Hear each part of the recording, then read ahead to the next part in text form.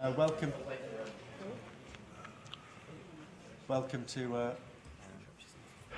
to Shropshire CCG board meeting. Welcome to Shifnal. We've got one apology, that's from Dr. Stephen James. If we just go around and we'll do the declarations of interest and then we'll move on to my comments. I'm a partner at Ponsonby Medical Practice and my wife is the Medical Director at the Community Trust. Simon? I have no interest to declare. No interest. No interest. No interest.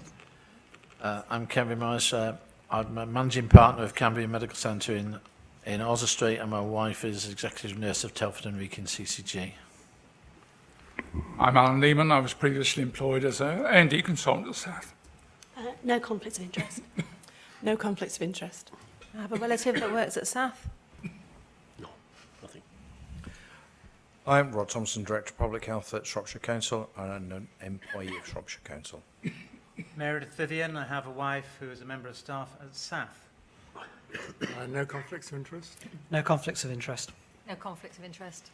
I'm GP at Market Rate and Surgery, which is part of our health partnership, and I sit on the board for our health partnership.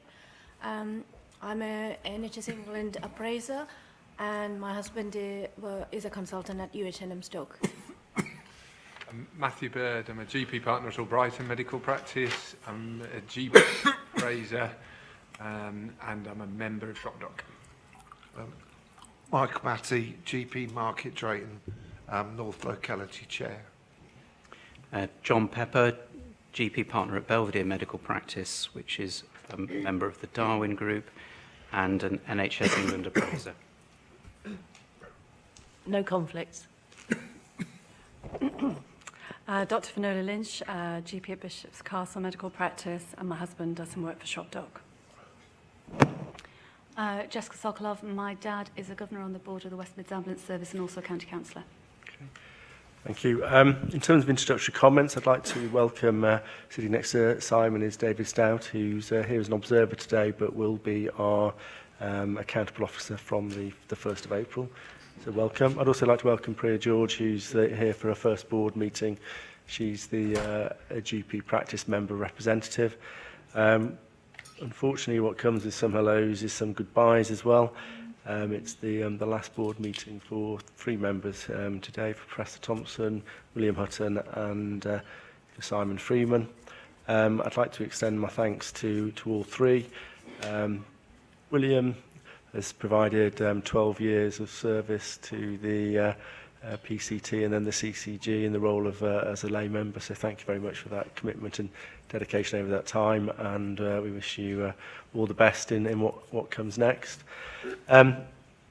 Simon came into the CCG at a difficult time and he's provided robust leadership and has helped move the CCG forward from where it was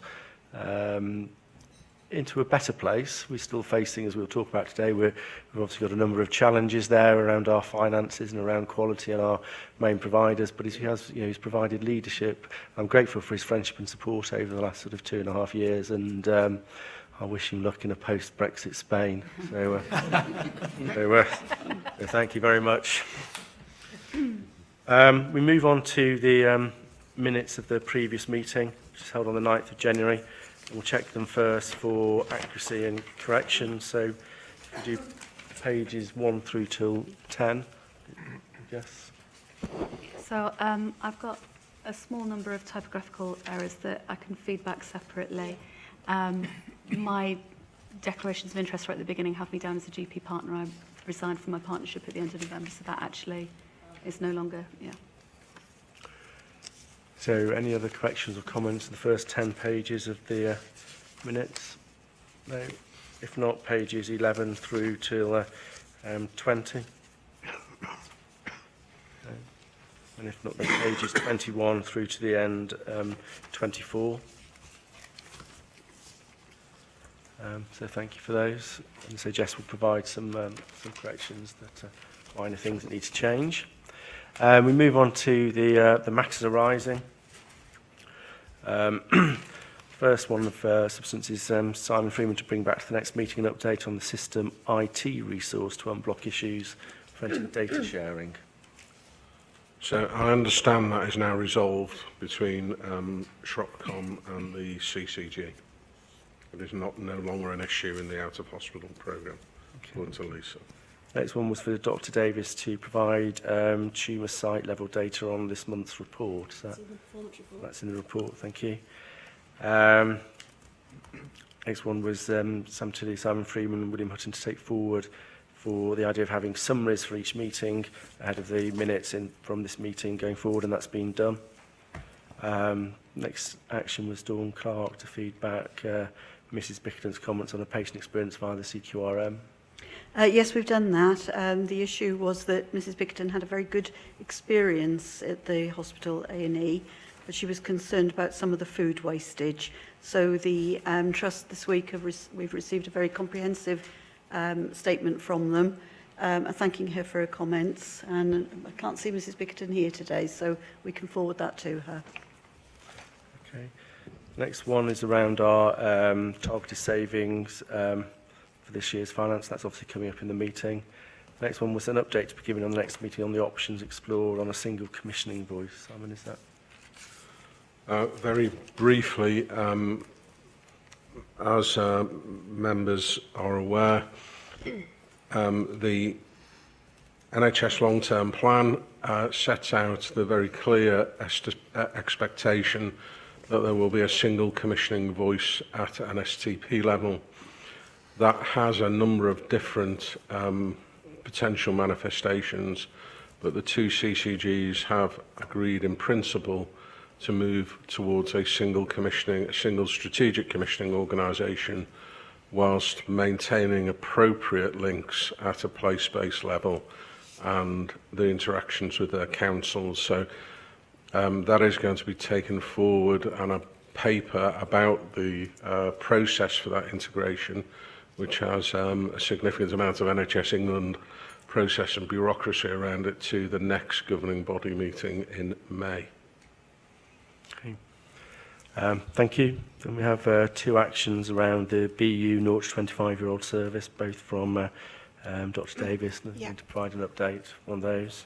The governing body asked for some benchmarking information on the prescribing levels for 0 to 25. Unfortunately, despite all the various metrics within the NHS, there haven't been any to do with child and adolescent mental health services, so we're unable to provide any formal benchmarking. What we have been able to do is take the data from an internal audit within Midlands Partnership Foundation Trust and compared Shropshire and Staffordshire, and we have found that Shropshire levels of prescribing were higher. It's not a direct comparison because they don't commission autism services, and they also have different levels of shared care agreements. So we were right to be concerned about the high level of prescribing, but pleased to acknowledge that obviously the new model of care will see that coming down.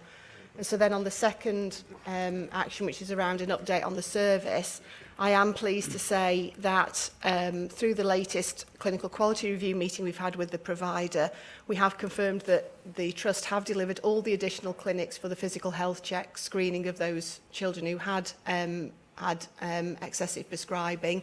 No clinical concerns have been raised regarding the physical health of any of the children, and the Trust are now delivering weekly clinics for all children and young people on medication and where physical health checks are required. We have sought additional assurance by an independent review by both CCG medication leads, and full assurance has been obtained on the approach taken by Midlands Partnership Trust with regards to those patients. So the service continues to be challenged in terms of, so the commissioners still have some concerns with regard to waiting times and some of the data quality issues, and we'll continue to raise that through the regular contract meetings and escalate up to governing body as required in the future. Thank you. The next action, it was for Claire Skidmore, but that's for June for the August meeting.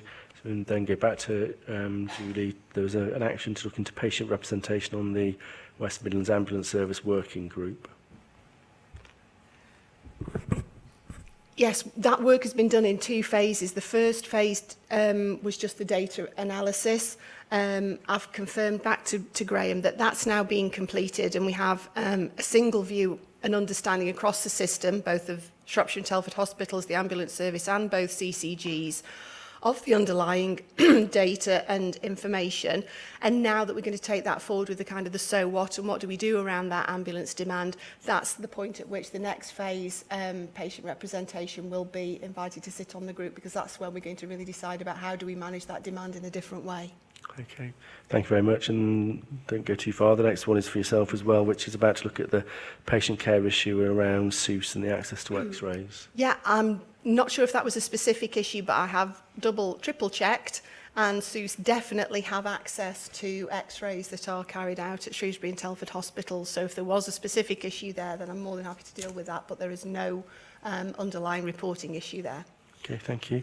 The next one was an action to raise some issues at the System Oversight Group. So that was undertaken in January, and then there was the option to write the Medical Director at South. I don't know if that was needed or done, Jess. That, after further discussion, there was a suggestion that we await the outcome of the next System Oversight Group, which was the following week after the board meeting. It's chaired by the NHSI Regional Medical Director.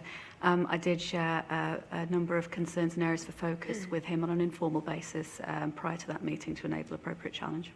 Okay. And the final action on that section was Professor Thompson and Dr Davies to arrange to meet to discuss issues relating to infection control. Yeah, which we've done. Yeah. Good, thank you. Next was some actions there. Next, around the quality exception report for Dawn Clark. One was to feedback to this meeting around actions taken to improve the communications to ensure ED staff are updated on the formal process to follow for the 111 service. Yes, and we're expecting a formal update at the next CQRM on that. And then the next one is around the information breach that happened at Robert Jones. Is that in the actual report, or? No, it's not. No, I can talk to it because this is quite an old report. Further information on the legal advice sought on the duty of candour. It has improved, and we have charged the director lead to provide us with a report at the next CQRM. But they are following the duty. I just need to understand exactly what the issue was. Okay, so we'll find out. And reports down on the governing body agenda. And then the final action was for the main, the Shropshire People's Assembly Against Austerity, with questions around the future fit process and the changes to service. And we're going to acknowledge the receipt of the petition at this meeting and then provide a written response for next meeting. So thank you for that. Then move on to questions from members of the public that have been submitted in writing. We had planned to do it this way at the last meeting, but we ran out of, for some reason it didn't happen. So we're going to present the questions are going to be shown on the overhead projector, and then the directors will provide a brief verbal response, and we'll be writing formally back to the people who raised the questions with these responses. So the first question is on the board, and it was from Chris Steeves. I think Simon's got the answer for that question. Yep. So the CCG has been working with Shropshire Council around the development of new practices in Whitchurch and Shrewsbury Town Centre. Many practices are built using third-party capital, with the CCG then paying rent to that developer on behalf of the practice. Our discussions with the council have been about them funding the capital element and therefore receiving the rent income into the council from the CCG. There have been no specific discussions around Ludlow or indeed anywhere else other than the two I've identified above, i.e. Whitchurch and the Shrewsbury Town Centre practice. Thank you. And the next question was from Ron Berry. Sorry? Would you like to move nearer if you can't read it? Sorry, I don't know, unless we can make the questions font bigger, we'd lose them.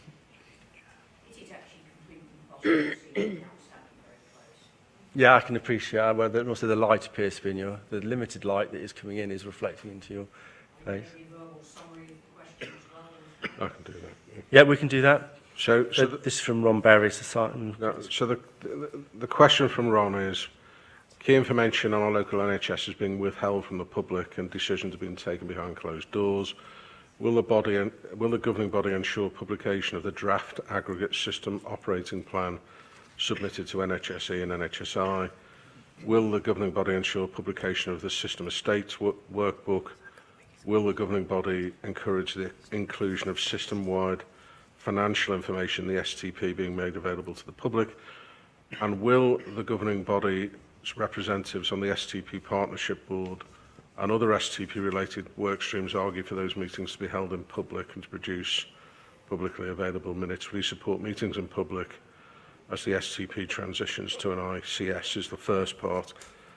Our answer to that is we're not aware of any key CCG information being withheld from the public, nor are important CCG decisions taking place behind closed doors.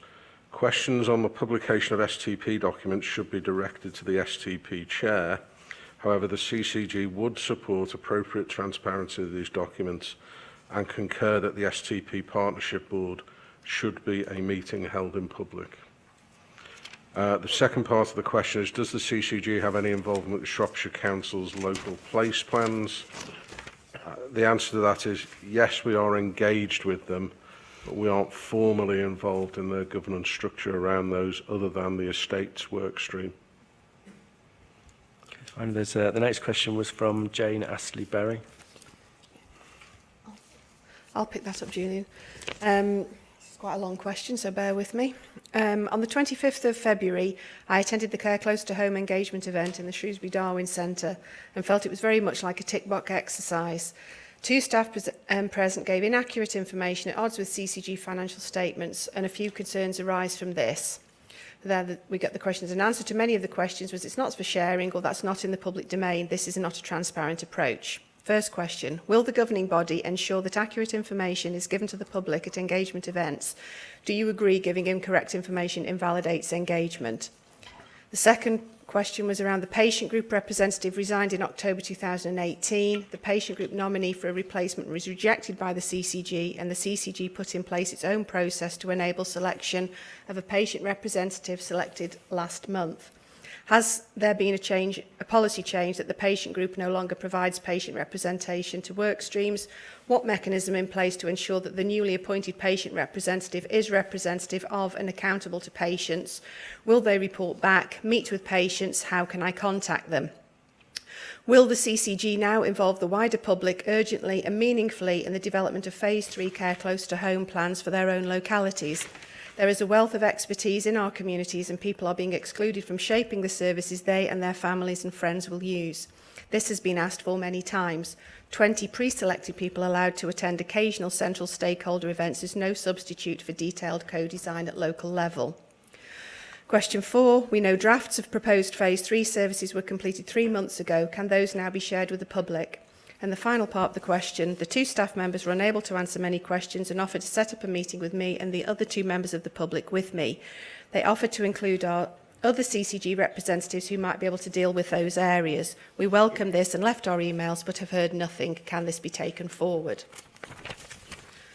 So first of all, the event was a What Matters to Me event. This was a national NHS engagement event. The event was designed to ask members of the public what matters to them about their health and social care services in their local communities. The event was not part of the Shropshire Care Close to Home engagement strategy and was not an event. It was not an event aimed at answering questions from members of the public on CCG business and strategy development. On the 27th of March at the Trinity Centre in Shrewsbury, there is a public engagement event focusing solely on Shropshire Care Close to Home. At this event, the development of the Phase 3 models will be facilitated with over 100 delegates from across Shropshire. The patient representative for the Shropshire Care Close to Home programme was appointed following an open recruitment process to ensure that all those people interested had the opportunity to apply. And finally, with regard to the request for the meeting, the commissioning and clinical leads for the Shropshire Care Close to Home programme will be happy to meet the individuals concerned regarding the Care Close to Home programme, and I will make sure that happens as soon as possible. Thank you. The next question is from Pete Gillard, and Gail is dealing with that question. Thank you. There are two questions about the GP out-of-hours provision and one about QUIP. So the first one relates to the information provided to the Daily Mail regarding the availability of GPs after midnight in Shropshire. From the information that we have been provided, there is, after midnight in Shropshire, the home visits are covered by one GP based in Telford and 2 urgent care practitioners, supported by another GP based in the Shropdock headquarters, who provides telephone advice to patients identified by 111 as needing assessment and advice to the urgent care practitioners on home visits. Additionally, each night there is an urgent care practitioner, either a district nurse or paramedic in a relief car until 1 a.m. Shropdock does provide out-of-hours care to Powys, so the triage GP identified also answers calls passed by the 111 service in Wales.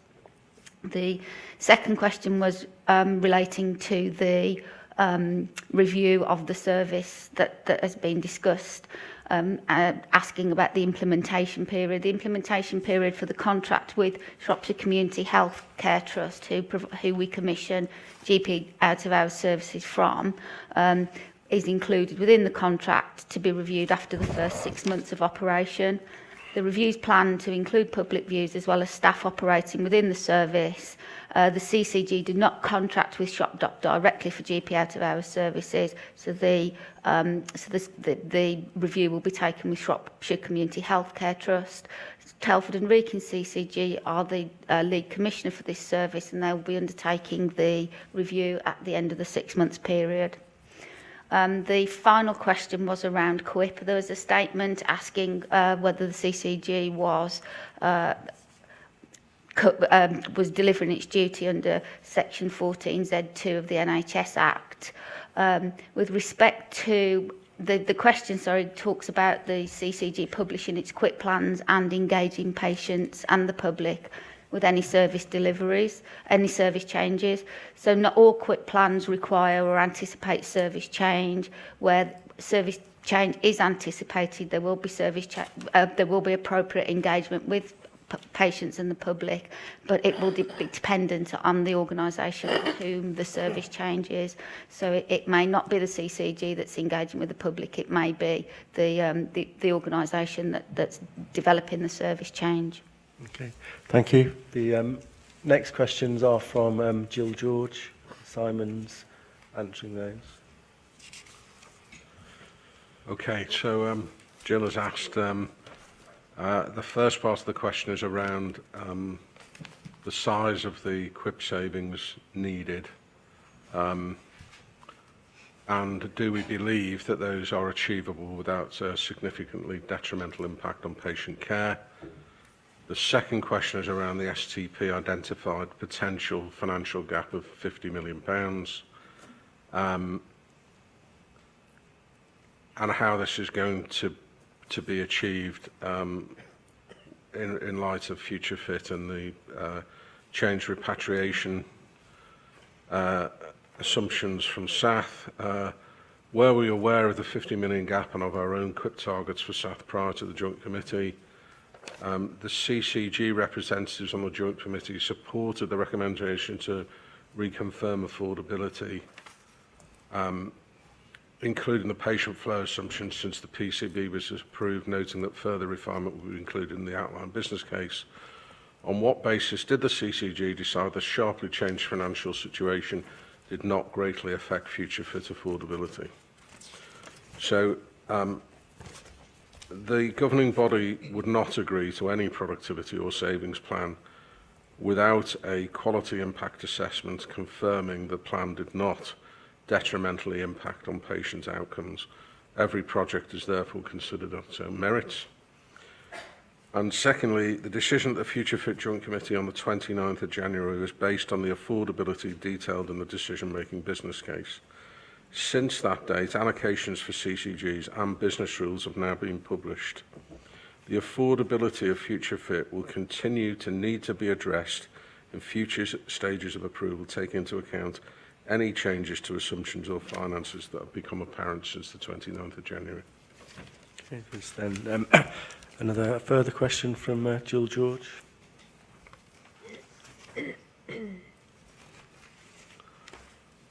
All right, patient demand for non-elective care has continued to increase. It has been reported to the 7th of February SATH board meeting that there was a 13.2% increase in A&E attendances and a 17% increase in patients arriving by ambulance. Your own papers for this meeting note that for Shropshire patients, emergency admissions are overperformed by 5.1% and A attendance by 7.9%. Was the CCG aware of these significant changes in non-elective activity before the Future Fit Joint Committee meeting? This is of obvious relevance to the modelling of future capacity and many of the same points that Jill was making previously.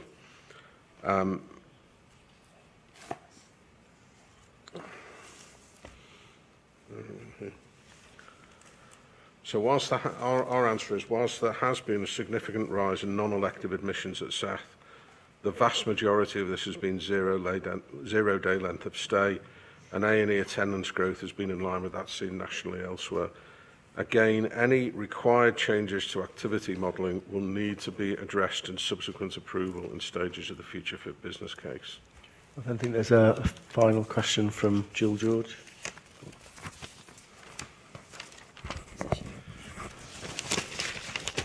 Okay, so in terms of that question, the CCG's constitution required board papers to be publicly available 5 days before the meeting. The Code of Practice on Openness in the NHS requires board papers to be publicly available 7 days in advance.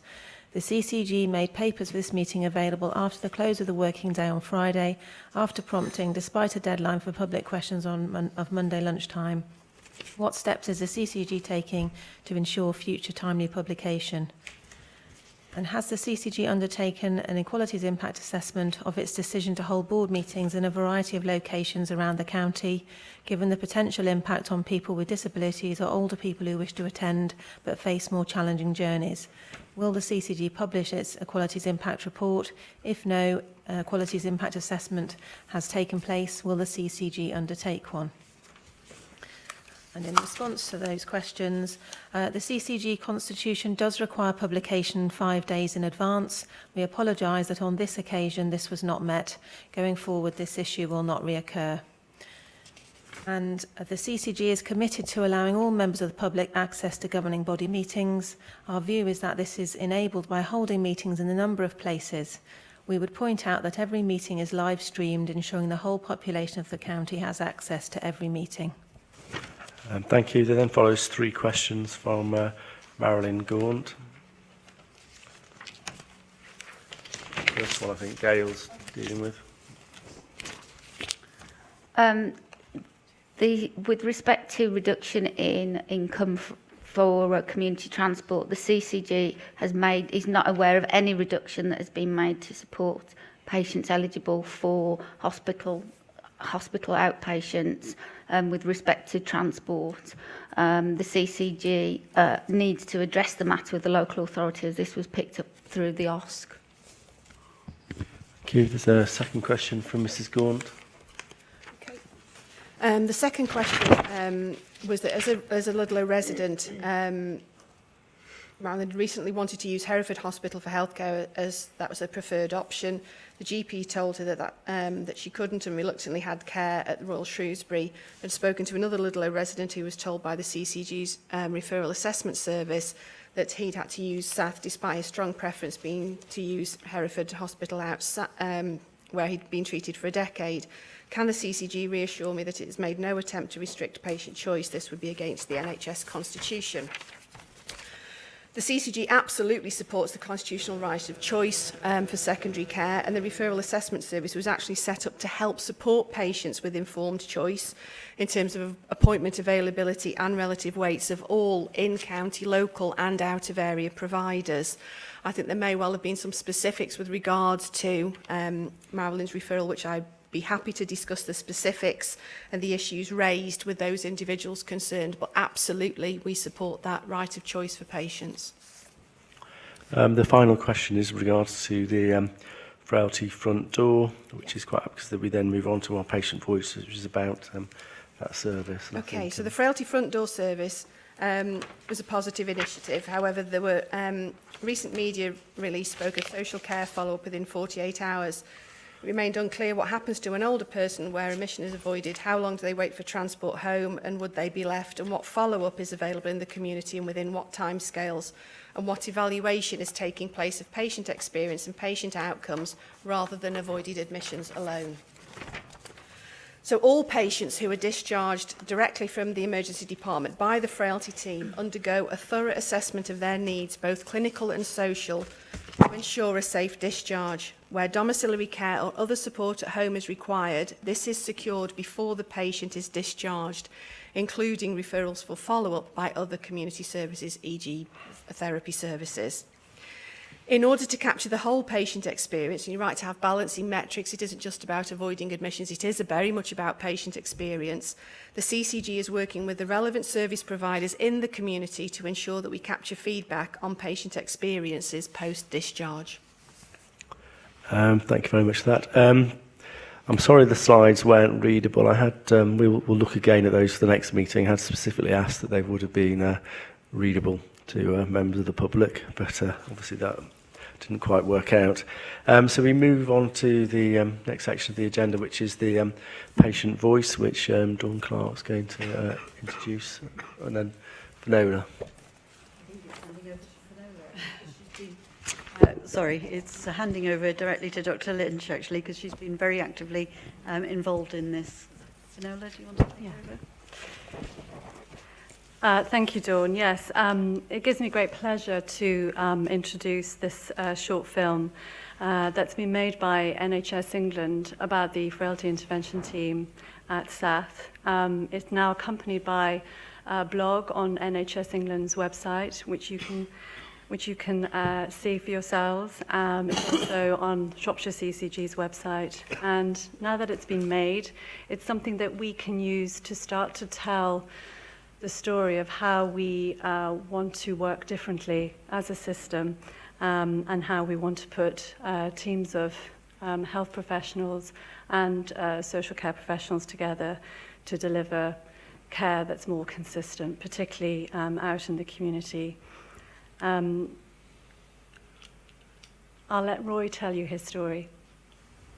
So it's now going to be shown. How good isn't she? She is gorgeous. Yes, she is, and she's never changed. My dad's name is Roy. He's 90. Done well. My mum's Doreen. She's 83. There it is. On one occasion, when they were visiting the caravan, my dad was doing some gardening and he fell and he broke his hip. It's left him not very mobile at all now. My dad's also got COPD. He gets very, very out of breath. He's had many, many chest infections and usually resulting in him going into hospital.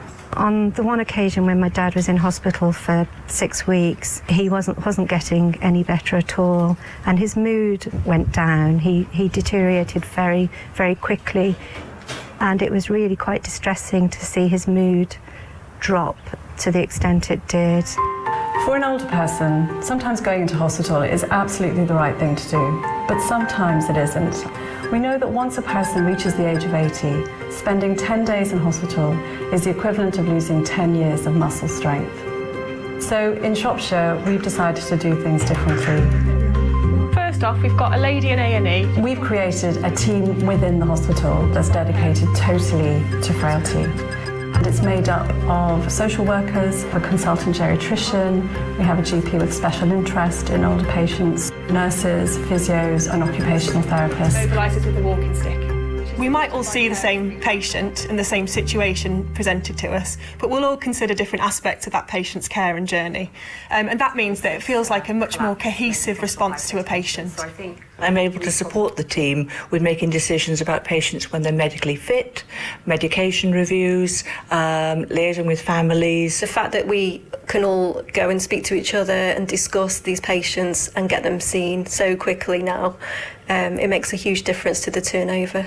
I'm part of a much bigger team. I can link in very, very quickly to our community workers, and when that person's discharged, they will be seen within 48 hours usually, returning home, so we can make sure that they really are safe on their discharge, and we can put plans in place then to support them long term if need be. The community matron plays a particularly key role in the team because they often know these patients out in the community, and they bring in that knowledge of the patient and what they need then to get them home.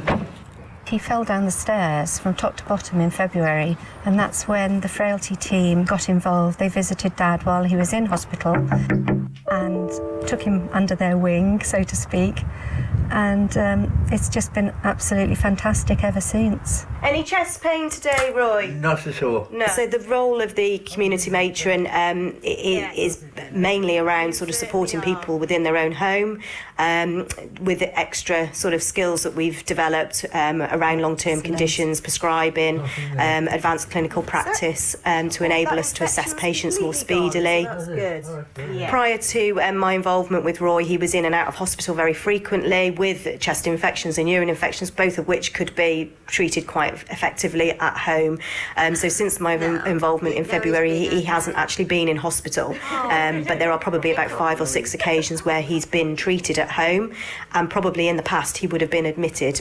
It was absolutely fantastic to see the National Health and Shropshire Council working together, and Zoe very, very much coordinated the care. They arranged for a hospital bed to come to the house.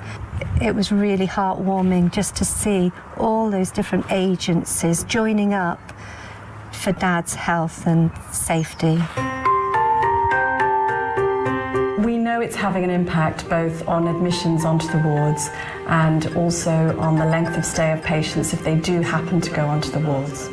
Shropshire CCG has worked with all the partners and providers to put a team together. It's been a team effort. We knew what we needed, we put everyone together, and we've made it work.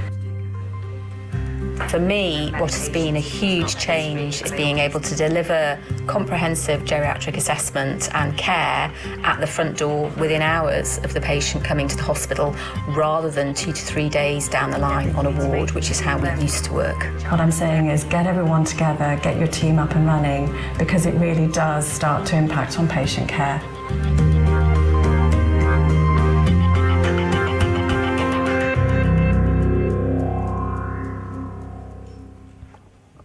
Fiona, do you want to say something briefly?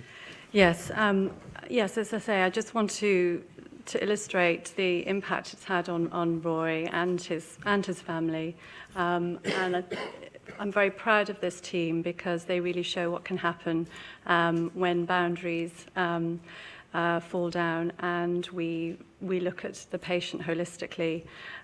This is tangible. It's happening right now in Shropshire. What we hope now with Shropshire Care Close to Home, of which this is phase 1, is that this approach and way of working can get rolled out more consistently across Shropshire. So patients like Roy, it's not about admission avoidance, I banned that term, it's about appropriate care, right place, right time, and I think Roy and his family would agree it's worked very well for them. Thank you. I'll open it up for brief comments. I mean, I'd like to thank Roy and his daughter Jane Kearns for being part of that and allowing us to see that, and also all the staff that are and the different our partners that are in that video. And I think it does show that even with our difficult financial challenges, we are able to redesign services and reshape them to provide better services for our patients. So has anyone got any extra comments to make? No, if not, thank you very much for that, Fiona. And we can move on to our next paper, which is the Governing Body Assurance Framework, which Sam's going to present. So I'd like to present the most recent Governing Body Assurance Framework to the governing body. You'll see that since it was presented last time, it's been reviewed by both executive directors and the audit committee. In particular, the governing body are asked to note the amendment to the risk in relation to our financial position and meeting our control total. As this is now considered to be a live issue rather than a potential future risk, it's been moved into the associated issue log and replaced with the same risk but forward now to the 1920 period. So the governing body, in addition, is asked to consider the risks noted in the assurance framework as it considers its business today. Okay, thank you, Sam. Are there any comments or questions about the GBAF, as we call it? William. Thank you, Chair. Just really a comment was discussed at the Audit Committee on risk 9 or on the assurance framework around removal of directions. Really, it was questioning whether that really was a valid risk to be on our assurance framework, given that it's more a procedural matter rather than key risk that is preventing the organisation achieving its objectives, which is really the aim of the risks on the assurance framework, and whether or not we should reflect that's maybe on the governance sort of risk departmental risk register rather than an overall governing body risk.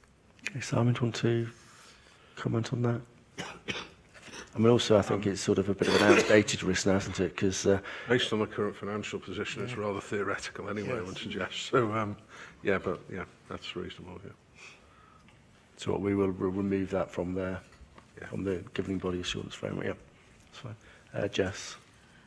Just against the transformation line, where it's talking about against 4. Where it's talking about the mitigations, it's got B, we will shortly enter into an alliance agreement. Obviously, that's actually happened now. That just needs updating. Yeah, thank you. Dawn? Thank you, Chair. Just to draw attention to the workforce risk across all our providers and the impact that could have delivering some of the transformational change as well as the quality improvement needed.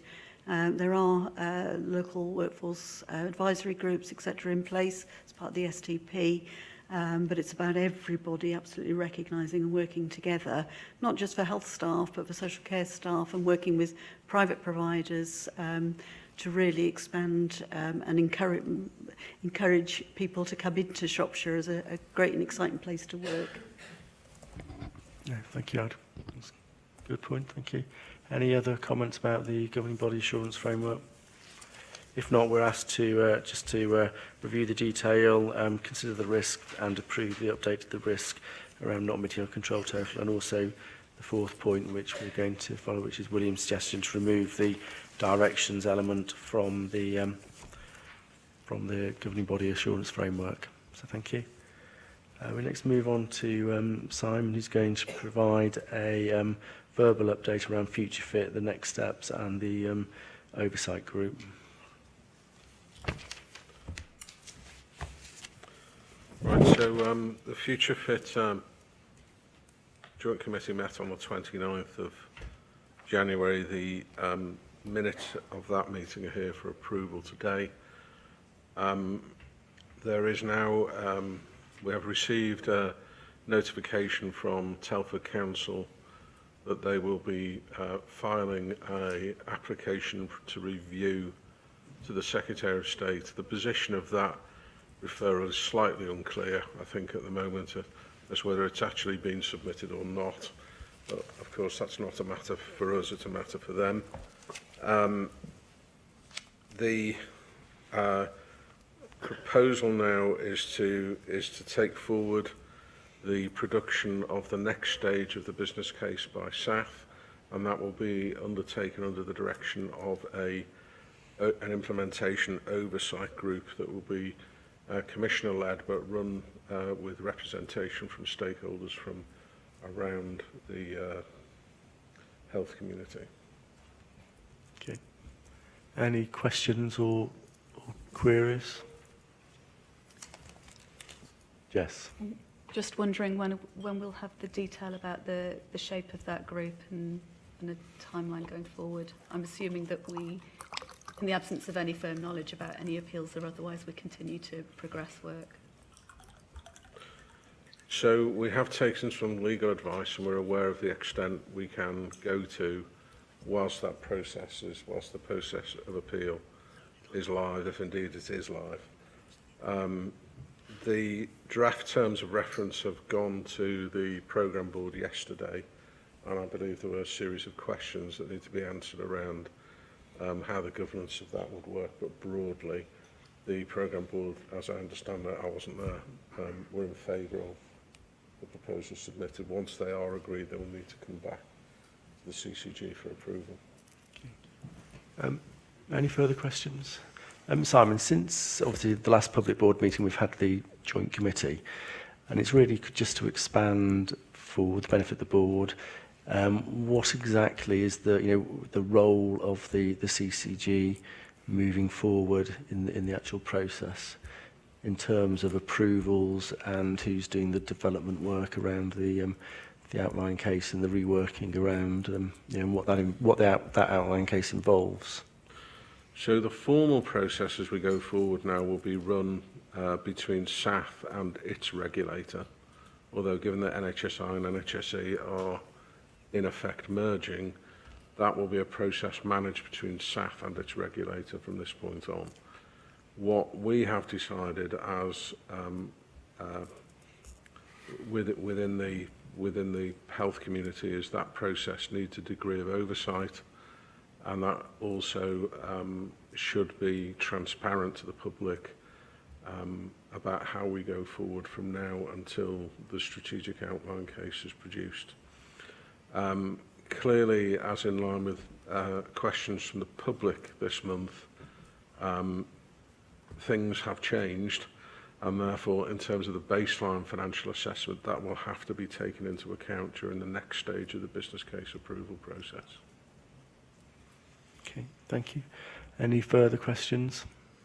No. If not, we can move on to the next item on the agenda. We are very fortunate to have Sir Neil Mackay here to talk to us about the STP. Sir Neil's been appointed as the STP leader.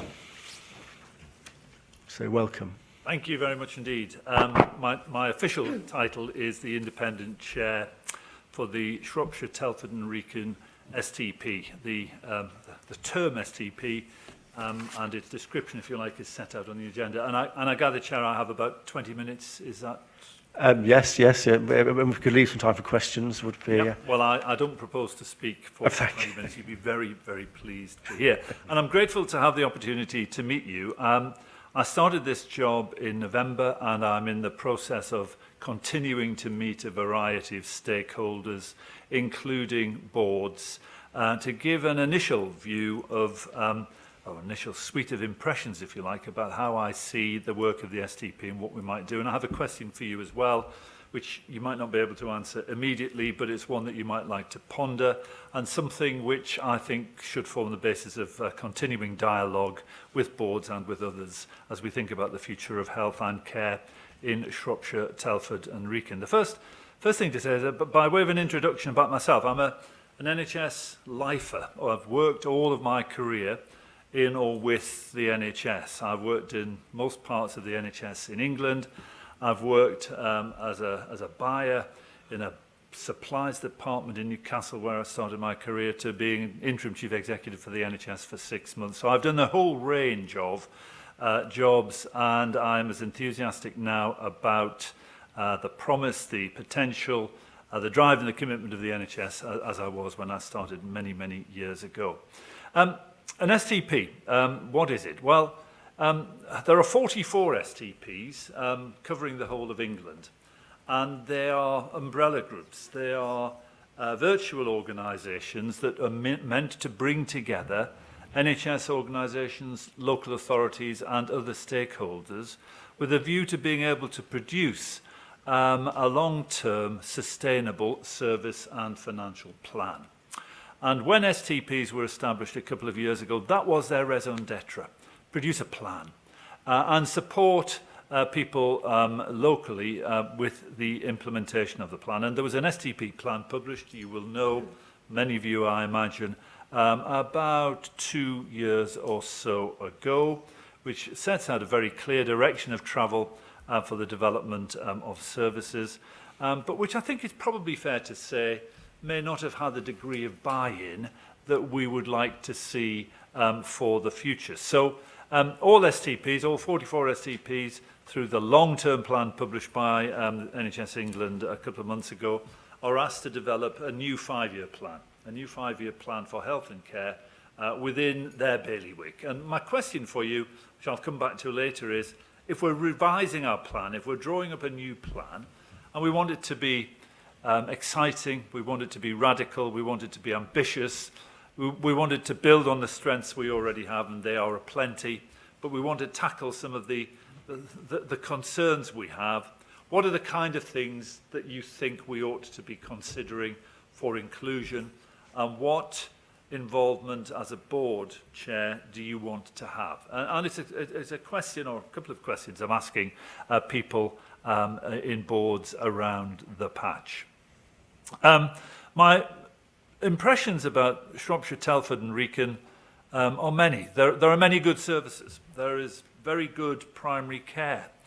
There is patchy performance in terms of the delivery of requirements for patients and for citizens. The money is a worry. If you haven't talked about that today, I dare say you'll be talking about that later. And part of the STP responsibility is to think about the money, not just your part of the money, but the financial position across the whole of the piece. In other words, there's no point us having an ambitious, elegantly drawn-up plan if we can't afford it in 5 years or more time. So we have to look at the two things together, and that's a focus of attention right now. Relationships between organisations are reasonable, but could be a lot stronger. They need to be a lot stronger, and I would say that in any system where I might work. But we have a great advantage. It's been a source of serious controversy, I understand that, but the fact that we have something called Future Fit, which has been subject to public consultation, a degree of scrutiny and controversy, but for which, subject to the outcome of any appeals of the Secretary of State, has resulted in a decision about a direction of travel, is a huge advantage. There are many parts of the country who are some way off even beginning to think about what they think or believe their hospital services should look like. And of course there is money to back its implementation. That is a fantastic prize. And I hope that it's going to be possible for us to galvanise communities across the whole of Shropshire, Telford and Wrekin, those who support Future Fit and those who have deep concerns about it still, which I understand, to really rally around it and make sure we can implement something which is very, very special. The STP has a small number of employees, staff, but you are part of the STP. The STP isn't just me and a small coterie of people who sit in an office in Shire Hall or in the Telford CCG buildings. The STP involves all of the statutory organisations, including the local authorities and many, many more. And we draw our strength from that partnership, so we are as good as the partnership that we're able to develop. I imagine, as we think about our new plan for the future, the next 5 years, and incidentally, we need to produce that by the autumn. I'm taking a civil service view of the definition of autumn, therefore up to the 21st of December, if necessary, because I want to make sure that there is a deep sense of engagement. I think that's really, really important, and I'd rather be slightly late by a week or two if that means we can have proper and deeper engagement than otherwise. So before Christmas, at the latest, we need to have this plan. The priorities are bound to include something about population health and prevention, something which I think the NHS has almost forgotten it had responsibilities for because of the Lansley reforms and the transfer of responsibility to a national body called Public Health England and local authorities, but which I sense is being regenerated. The NHS is becoming more enlivened about its responsibilities as a corporate entity, if you like, towards the health of the population, and there's an awful lot of work to do there. I'm very pleased to hear and to have seen your video and to learn about your work. I know about much of it already in terms of integrated out-of-hospital care. This has to be the bedrock of everything we do in future, not just in Shropshire, but in Telford and Wrekin as well. We can't develop exciting strategies for the future if we continue as a system to be overly dependent on secondary care, on hospitals. And I would say that wherever I am, because we know that hospitals provide fantastic services, but we're too much into the rhythm of over-referral, I think, to hospitals. And we have to change that. And as you've heard and seen, you have ideas about how that might be changed. And linked to that, we can't deal with that issue and develop that without consummately enhanced primary care. And I think what I found very interesting is that the publication recently, the new GP contract and the development of primary care networks, I actually hear GPs say that this new contract looks as if it's quite interesting and we're strongly supportive of it. That hasn't always been the case. I think we have a great opportunity to use that mechanism as a catalyst for change. And then there is Future Fit. And a point I want to make about Future Fit additionally is it's not just about bricks and mortar and rebuilding and refurbishing hospital estate. We have to use the money associated with Future Fit as a catalyst for change. We have to make sure that we see it not just as a SAT project, but as a project through which we all need to contribute to get the best value out of it for citizens, including, of course, for our hospital services as well. And I was interested in Simon's comments about the governance around that. We'll be having some more discussions collectively about that over the next week or so. STPs are transient. Any of you who might imagine, here we go again, another piece of bureaucracy, another tier that will last forever, you will be pleased to hear that STPs will meet their demise no later than 2021. And that's an important date as set out in the long-term plan, because by then we're asked to have partnership arrangements in place called integrated care systems, integrated care partnerships, which will support statutory bodies, but be much more focused and, I suppose, formally recognised as the instrument for drawing partners together to deliver healthcare and to think about strategies. And on that road between now and then, STPs will meet their demise. We've already started very early discussions in Shropshire, Telford and Wrekin about how the STP functions might begin to fuse with any emerging reorganisational ideas that you want to have for the two CCGs coming together more. In other words, let's take that as an opportunity to think very carefully about the strategic work the STP does, the strategic work the commissioners do, and think about how we might be able to save ourselves some time and effort and pool the scarce resources we have and simplify, frankly, the governance arrangements. Julian, you've heard me talk about this endlessly in other forums, and as you know, I can talk about this for another hour and a half, but I see the agenda doesn't allow me to do that. So I think I'll pause there, and I'm very happy to take questions.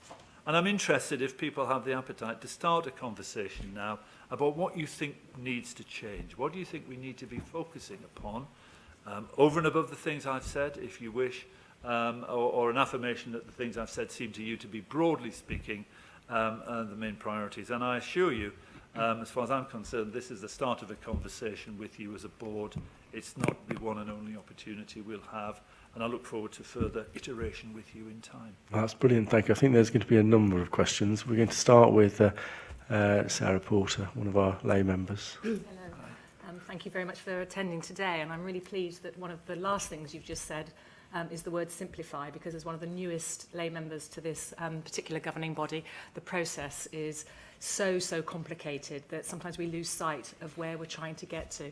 The other area that I'm very interested in working with the STP with is that it is a way of working, not a body really, and I think the new way of working is this collaboration, and I'd be really interested to know how you feel that we can change the culture in this organisation so that we find partnership working the easy way to work, not the challenging way to work, in order for us to get to the place we want to get. So that's really... It's a very straightforward question, but it's a very complex answer, as you would imagine. And I could start from the the change theory, you know, we need to have a common vision and a strategy around which we can rally in terms of its delivery, and we all contribute towards it, and that certainly has to be a part of it. And I could respond by saying some of the transactional nonsense that the NHS has to work through with the contracts and payment by results, etc., militates against partnership working. But I think there's a fundamentally important issue that we need to address and constantly think about, and that is mutual trust and respect. There's a good degree of it, but there needs to be more. And we need to find ways in which people recognise that although boards have sovereign responsibility, legal responsibilities of their own, there are occasions where that might need to decisions might need to be made by a board for the greater good of the system. And I can give you examples from other places about what I mean by that if you're interested and you have time.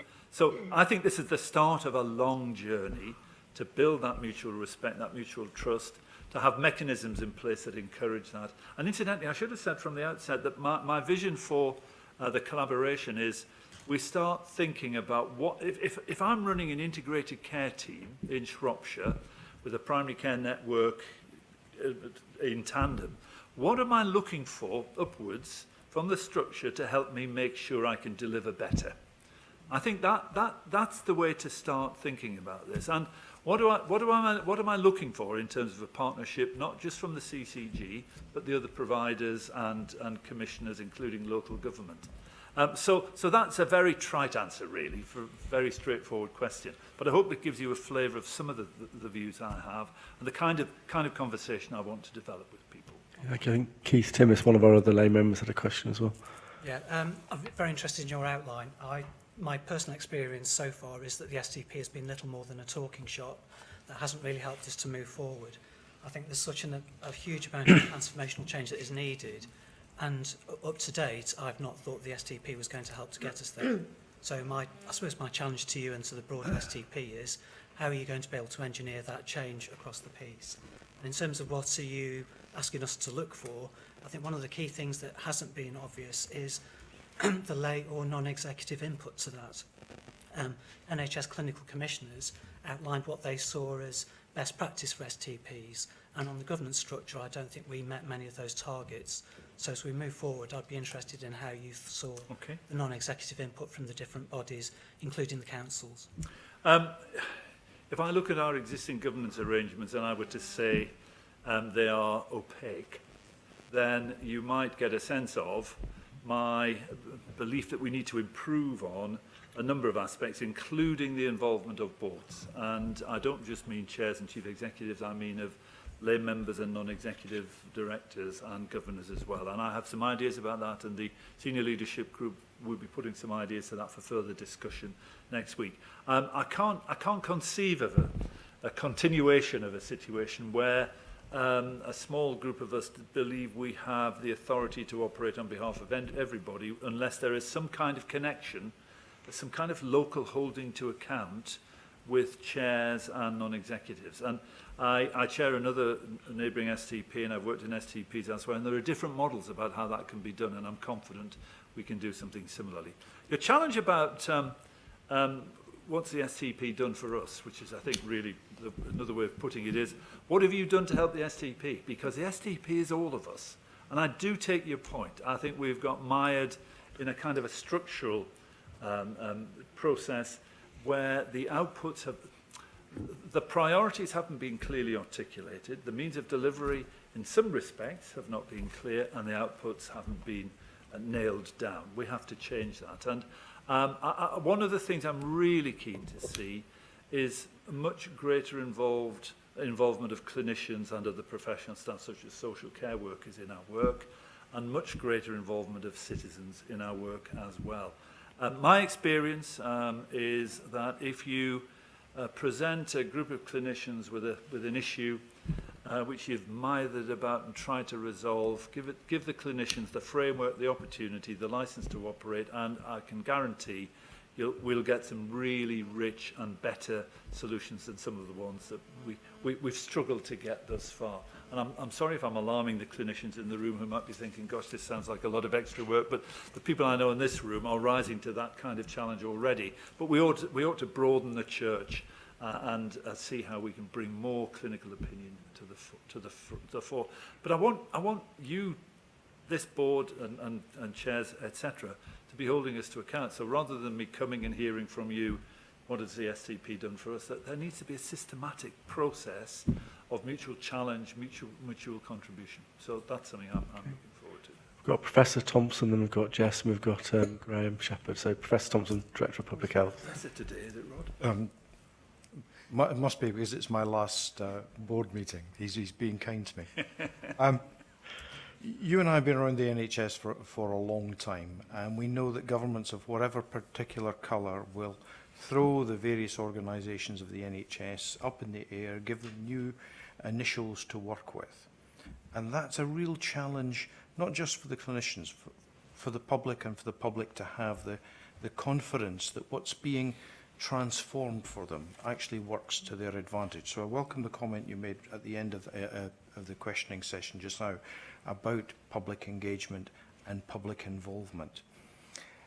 But it is going to be critical for us where we are tossing out letters about ICS, ICPs, UCCs and whatever else, to be able to make sure that the engagement we have with the public, the transformation that we make of services, gives them the confidence that when they need it and what they need will be delivered in a sensible way. How are you going to try and achieve that? There are a couple of responses to that, Rod. First of all, the nomenclature is unhelpful. I agree. And I mean, trying to describe in simple terms in a couple of minutes what an integrated care system means and what it will look like is not straightforward. But it's a partnership arrangement, I think, is the best way of describing that. I think for something like that, unless we can describe the benefits to citizens, to patients, and to our staff, then we've got a problem.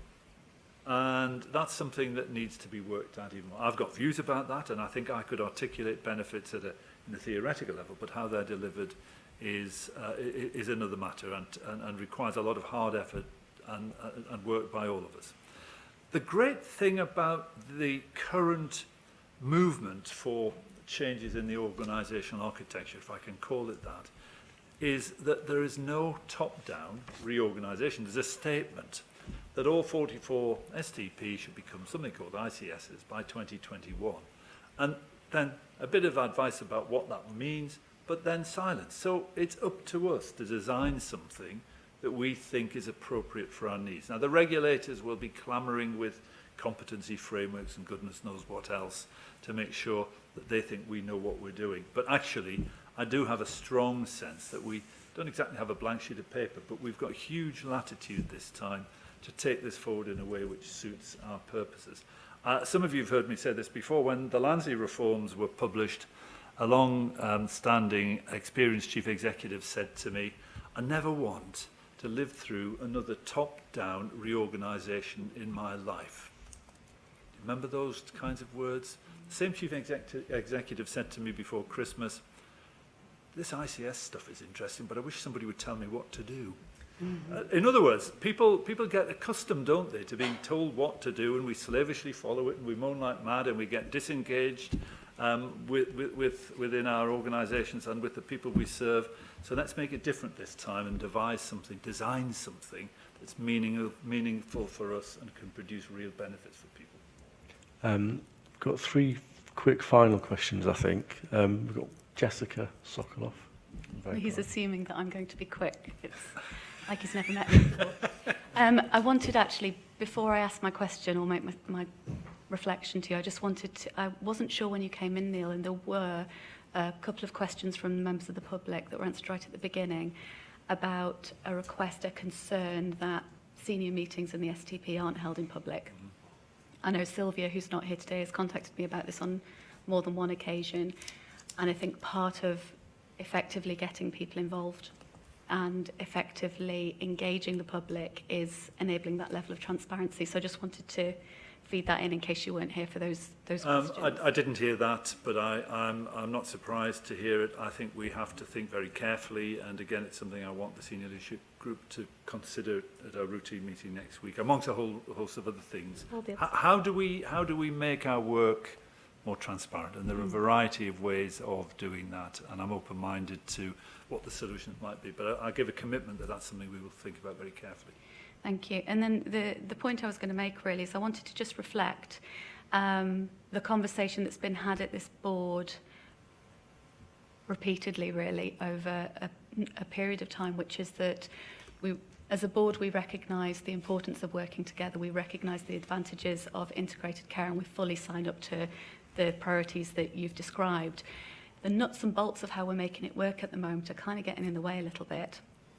And we've talked about relationships, but one of the things that's been a recurrent theme is that we do all contribute to a central resource, and there have been concerns from the board reflected numerous occasions as to, are we getting the best use out of that resource in terms of actually enabling the work that we need to do, in terms of members of this organisation being able to do their day job as well as delivering on the transformation work.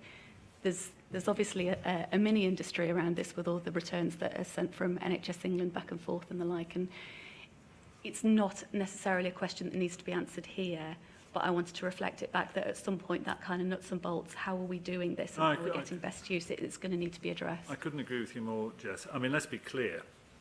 Getting the traction we need behind the development of integrated out-of-hospital care here and in Telford and Wrekin, and as you know, we've got two slightly different approaches, although the principles are the same, will be resource intensive. We can't just snap our fingers and expect it to happen. So we need to be prepared to invest in people to take this forward.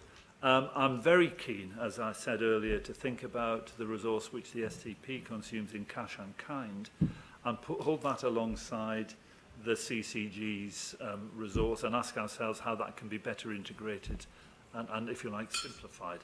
I'm very, very keen to do whatever I can do to simplify governance arrangements, etc. So your message is clear, and I understand it, and I respect it, and I think we should spend some time thinking about exactly how we deal with that. I mean, my worry about integrated care and the arrangements we have is because it's complex.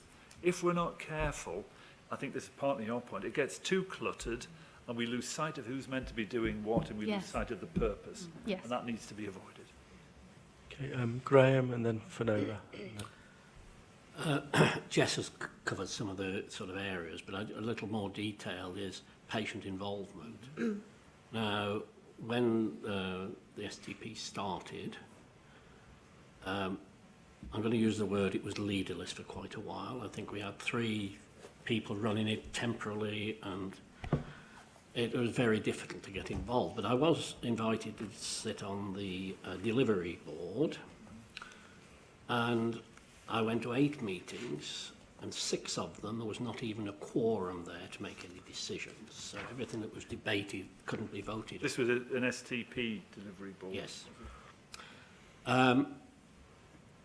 And then meetings started getting cancelled, and it seemed to be going nowhere. I personally kept in touch with the programme director, Joe, and I had meetings with her to see where is it going, and she's always been more than willing to tell you what's going on, but each time you met, every, say, 8 weeks, well, we're not doing that now, Graham, we're going to do this, and we're going to do that, and we're going to do the other. And all the meetings stopped. So I would say the delivery board hasn't met for over a year. I keep pushing for patient involvement at every level. And there's a lot of people around Shropshire, I can't talk for Telford, who are very keen to get involved in this. But not when you've made all the decisions, which is what worries me at the moment, because to my knowledge, you don't have any patient input on the last 6 months on this is what we're going to do. Having a stakeholder meeting when you've really decided, this is what we're proposing, what do you think? I think that's too late to get the patient view personally. And so much has happened at the moment, I've no idea what's going on. Well, you make a very, very valid point. And I think the notion of asking patients and citizens to get involved when our ideas have been pretty well baked is a failed way of dealing with that. It's not going to get the kind of engagement we look. So a couple of points again, if I may. One is we need to see patient and citizen involvement throughout all of the work we do. Having a patient advisory group or something is a bit sort of tokenistic, but there are occasions where it's useful to have public meetings to talk about specific issues where you need to spend quite a bit of time working through options. And the spirit of co-production, not saying, and here's the answer, please tell us what you think, but saying, here's the problem, now help us create the answer. That's what I'm looking for over the next while. So be assured, both in terms of baking in, I'll use the term again, patient and citizen involvement in our work on a routine basis is very much in my mind, but being open-minded about other ways of engaging with people as well. And it's, it's the STP is all of us. So the degree of patient-citizen involvement requires boards to have arrangements for that as well as the STP. But let's make sure it's coordinated in terms of the delivery of our 5-year plan, which, as I said, we need to do by the autumn. Okay, thank you. Just one very quick one. I now understand that the delivery group will not have a patient involvement. And I'm told that the patient's input must come at the next levels down, task and finish groups or whatever. And I'm not sure that just involving them down on all these lower level and then not having them involved when the decision... I take your point, and it's interesting, you're using a term with which I'm not familiar, the delivery group. I must have been asleep when that was formed because I'm not conscious of it. Now, it might be a term that's used for something else, but be assured we'll pick that up and think carefully about how to do it. We have got, before I draw it together for that, we have 2 very quick questions, I think, one from Fiona and one from John Pepper, who snuck in at the end. Yes, your question is, what do we want? So my very, very quick shopping list is, we do require a degree of leadership from the STP. You know, you've come in, that's incredibly healthy for this health economy. You know, someone who... I want to wait for a few months. Well, I'm taking it as healthy at the moment because I'm not sure the relationships with all our providers is as healthy as you paint. I see a lot of dysfunctional behaviour, particularly when it comes to discussions around money and workforce. And so the will is definitely there amongst the clinicians and health professionals and people at my level. We all get it. We need to hear more from our leaders, I think, and I think the STP can help facilitate that. And I think we are coming to crunch time in terms of really... at the late. Something which Health and Rika noticed, and that's not 2021. I mean, will an ICS be all singing, all dancing? Probably not. I'm assuming that applause is for me. Facilities, and not abandoned, but perhaps not given the quality of care that was needed. Very much about avoiding admission. And that absolutely takes collaborative working with whether they get the right, still in active treatment, and it wouldn't be appropriate to do so. In Shropshire, because finding properties and finding recruitment of appropriately trained people. We've worked very closely with NHS England and with our partners to make sure that any discharges planned are absolutely safe, but this has been a challenge and we are not going to meet the trajectories. We did say at the start of this programme it was a high-risk programme. We are so close for those individuals themselves who want to come back into the community. It's so disappointing. We are so close with about 4 individuals now to bring them home, so that's really positive, but we're not going to meet the end of March trajectory. NHS England are fully aware of that. They have brought in, they're paying a consultant to support the TCP to look at, was there anything more that we could do? And his initial findings is, no, there's fantastic collaborative working. We have done everything we can with the individuals, their families, carers, to try and make the planning arrangements safe for them. TCP is a small cohort of people, and we mustn't forget there are far more people with learning disabilities out in our communities. And I was fortunate enough to attend the Learning Disability Partnership Board yesterday, and it's just extraordinary the amount of collaborative working that's going on with the voluntary agencies, with the carer groups, to really make sure that individuals get the best treatment possible. And I think we've got a great opportunity now with the STP, with the new arrangements with mental health and learning disability cohorts, to really drive forward some quality improvement changes for individuals. So this has been a challenging programme. We are where we are. I'm happy to take any questions. Thank you very much. Questions from the board? No, the comment about the leader review that's got to come, will that come back through the quality papers, or will that come back to the board, or come back to the quality meeting, or? However the board would like it presented, really. We can do it in the quality paper. I mean, obviously we wouldn't want to put too much detail in there. And we did have the annual report recently by the Bristol University, because of the good work that's going on in Shropshire, Telford and Wrekin about leader mortality reviews.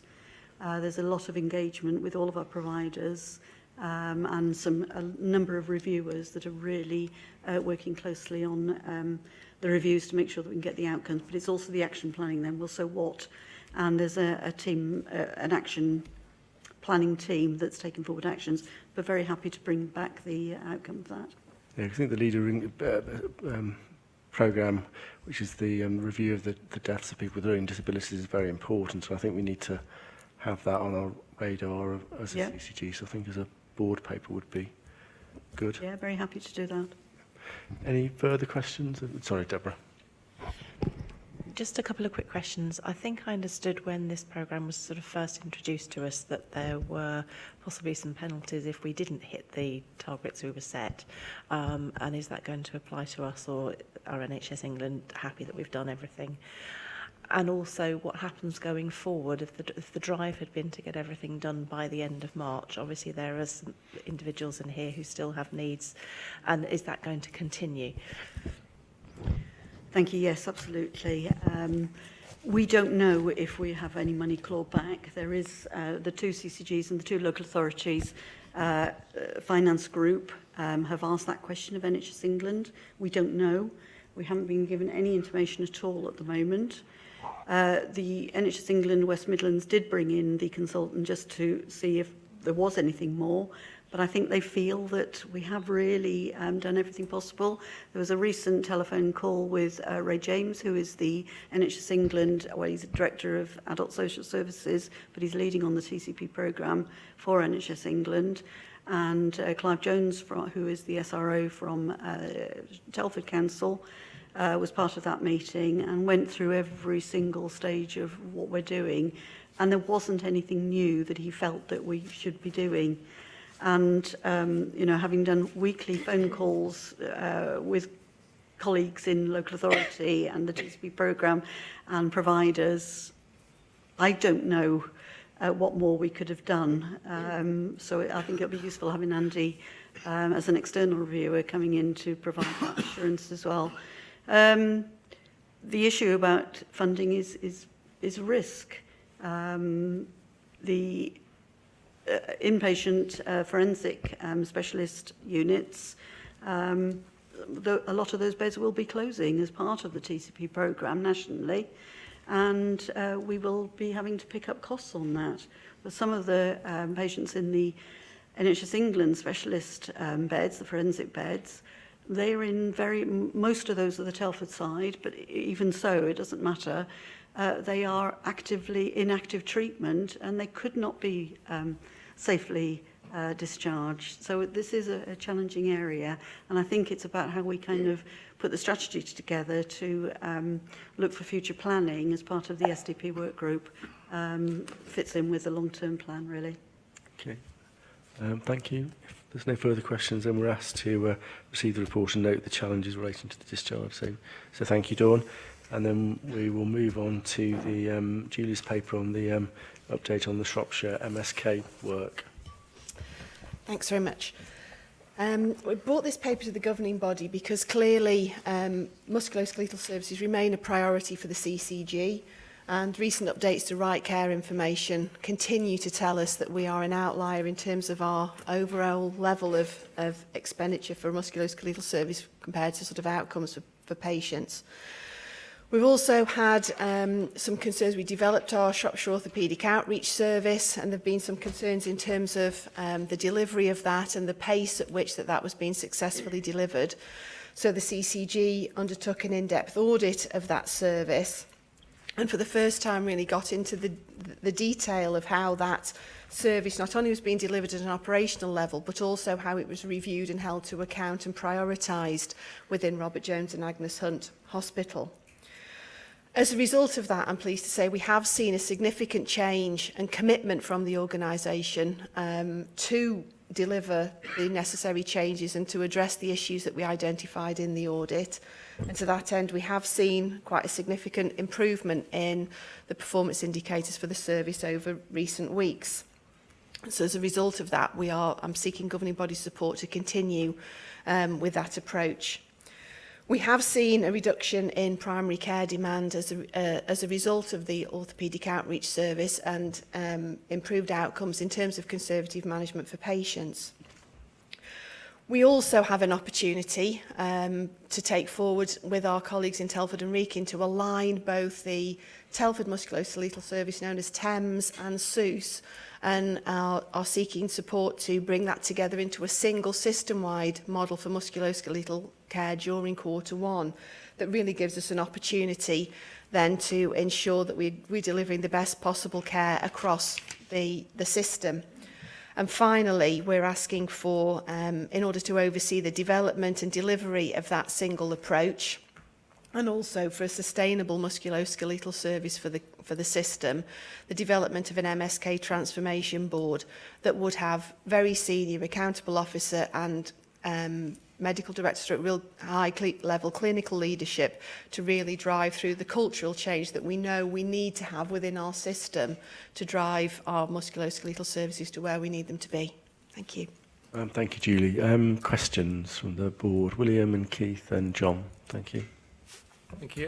Julie, in the report, there's a comment here, which maybe I wasn't aware of, I should have been aware of, about a tariff premium we paid to Robert Jones. I wasn't aware we paid over tariff, effectively. It was a historic arrangement whereby the trust had identified that for certain procedures and certain services, the national tariff didn't cover the costs of the service to the specialist hospital, and there'd been an agreement that if you like, that sort of top-up, it was meant to be on a transition basis, but it's kind of become a rather permanent transition. The reason why, Will, historically, is because generally specialist hospitals tend to do the more difficult type of revision type of work, so their case mix is a lot higher than you would expect from a normal MSK service. So their argument would be that because we pick up the difficult stuff that nobody else wants to do, we've got a higher case mix, and therefore that should be it's not reflected in tariff and should be reflected in the top-up. To which we've said that would be good if there was any evidence to support it, but there isn't. So that's where it's got to. I think that's generally the historic. Yes, because the actual case mix is actually not that. Yeah. Thank you, Sam. Okay, Keith. Given how long it's taken to get this whole MSK type review and SUS sorted, I must express some scepticism about why it's worth pursuing with Robert Jones and why we're not looking to find somebody else to run this. If it's going to take a transformation board with really senior people from our side to be involved to get this change, why not we're looking for a partner who would get that change for us instead? Okay. I think I was probably at a similar point a few months ago. I draw your attention to the audit, and we have seen a significant difference, I think, in the attitude within the hospital. I think what also helped with that, I think Simon had a one-to-one with Mark Brandreth, the Chief Executive, over the Christmas period. And I think that very much set out our expectations in terms of the fact that we weren't making the improvement at the pace that we needed to. And that basically we're using this as a means of saying, you know, this is rather a kind of last chance. You know, you have come to the table, you have improved the service, you are looking to work with us going forwards and reflecting that in the contractual arrangements for next year. But I think I'm looking for the governing body's support to say, you know, this is where we draw the line. This is the, you know, we have to deliver on this now. It's too important to us. It's too much of a priority. This is one last chance to deliver this within our system. Otherwise, we absolutely reserve the right to go to the market. Okay, thank you. John, and then Simon. I was just a little bit of clarity about whether we're looking at two different options here, whether we're looking at some form of new process of integrating Thames and Suez outside of its current structure, or are we looking for the two things to occur together for the improvement that we're seeing with Suez as it is, and adding Thames in some way? You mentioned about looking to develop a joint approach, and so part of that question is how similar are those two services, Thames and Suez, how their scope of conditions, their team makeup, how much work are we? The idea is that actually they've both been, although they were quite, there are some similarities, but there's also some fundamental differences. So, for example, the Telford service also includes rheumatology, pain management, which at the moment, obviously, the SUS didn't, just because from our perspective, we needed to do something quite radical around the sort of basic musculoskeletal without kind of getting things too complicated. So there's an opportunity, I think, to bring all of that together. I think both services have also now been operating for long enough and have been recently reviewed so that we know the strengths and weaknesses of both models of care, and therefore the opportunity is to combine that intelligence and that experience of both services and then use that to define the single model that incorporates all aspects of musculoskeletal care that will give us the best combination for our patients. Okay, thank you. Simon. So, just so the board understands this, at the moment, Robert Jones have signalled their agreement to block down hips, knees and shoulders to average levels of intervention rate against the SUS investment with a 50% risk share, which seems entirely reasonable to me. What I would not recommend, and I see no reason to do, is why on earth we would move to a cost per case basis for SUS. Would be to simply change the cost per case problem from one set of issues to another. Seems to be ridiculous, really. Thank you, Simon. Any further comments, questions? I have a comment if there's no more questions. That's just regards about whether there's any need to think about the impact of the new GP contract and the primary care networks with the funding for physiotherapists and first contact physiotherapists. I know there is a first contact physiotherapist pilot in Telford. I've not heard any feedback about that, formal feedback, but just to make sure that's on the radar as well, really. Absolutely. And again, it is about bringing it all together. We have had the opportunity to pilot that on the Telford side of the county. I've not seen any outcome of that yet, Julian, either. We'd link that in. We've obviously done a significant piece of work this year to help with access to physiotherapy, because obviously that's part of the key elements of more conservative management approach. And again, we would need to incorporate all of that and therapy services within that holistic single model of care for musculoskeletal conditions. Okay, thank you. Mike. Sorry, primary care networks at the moment, it's too early to say how it's going to affect us. No, yes.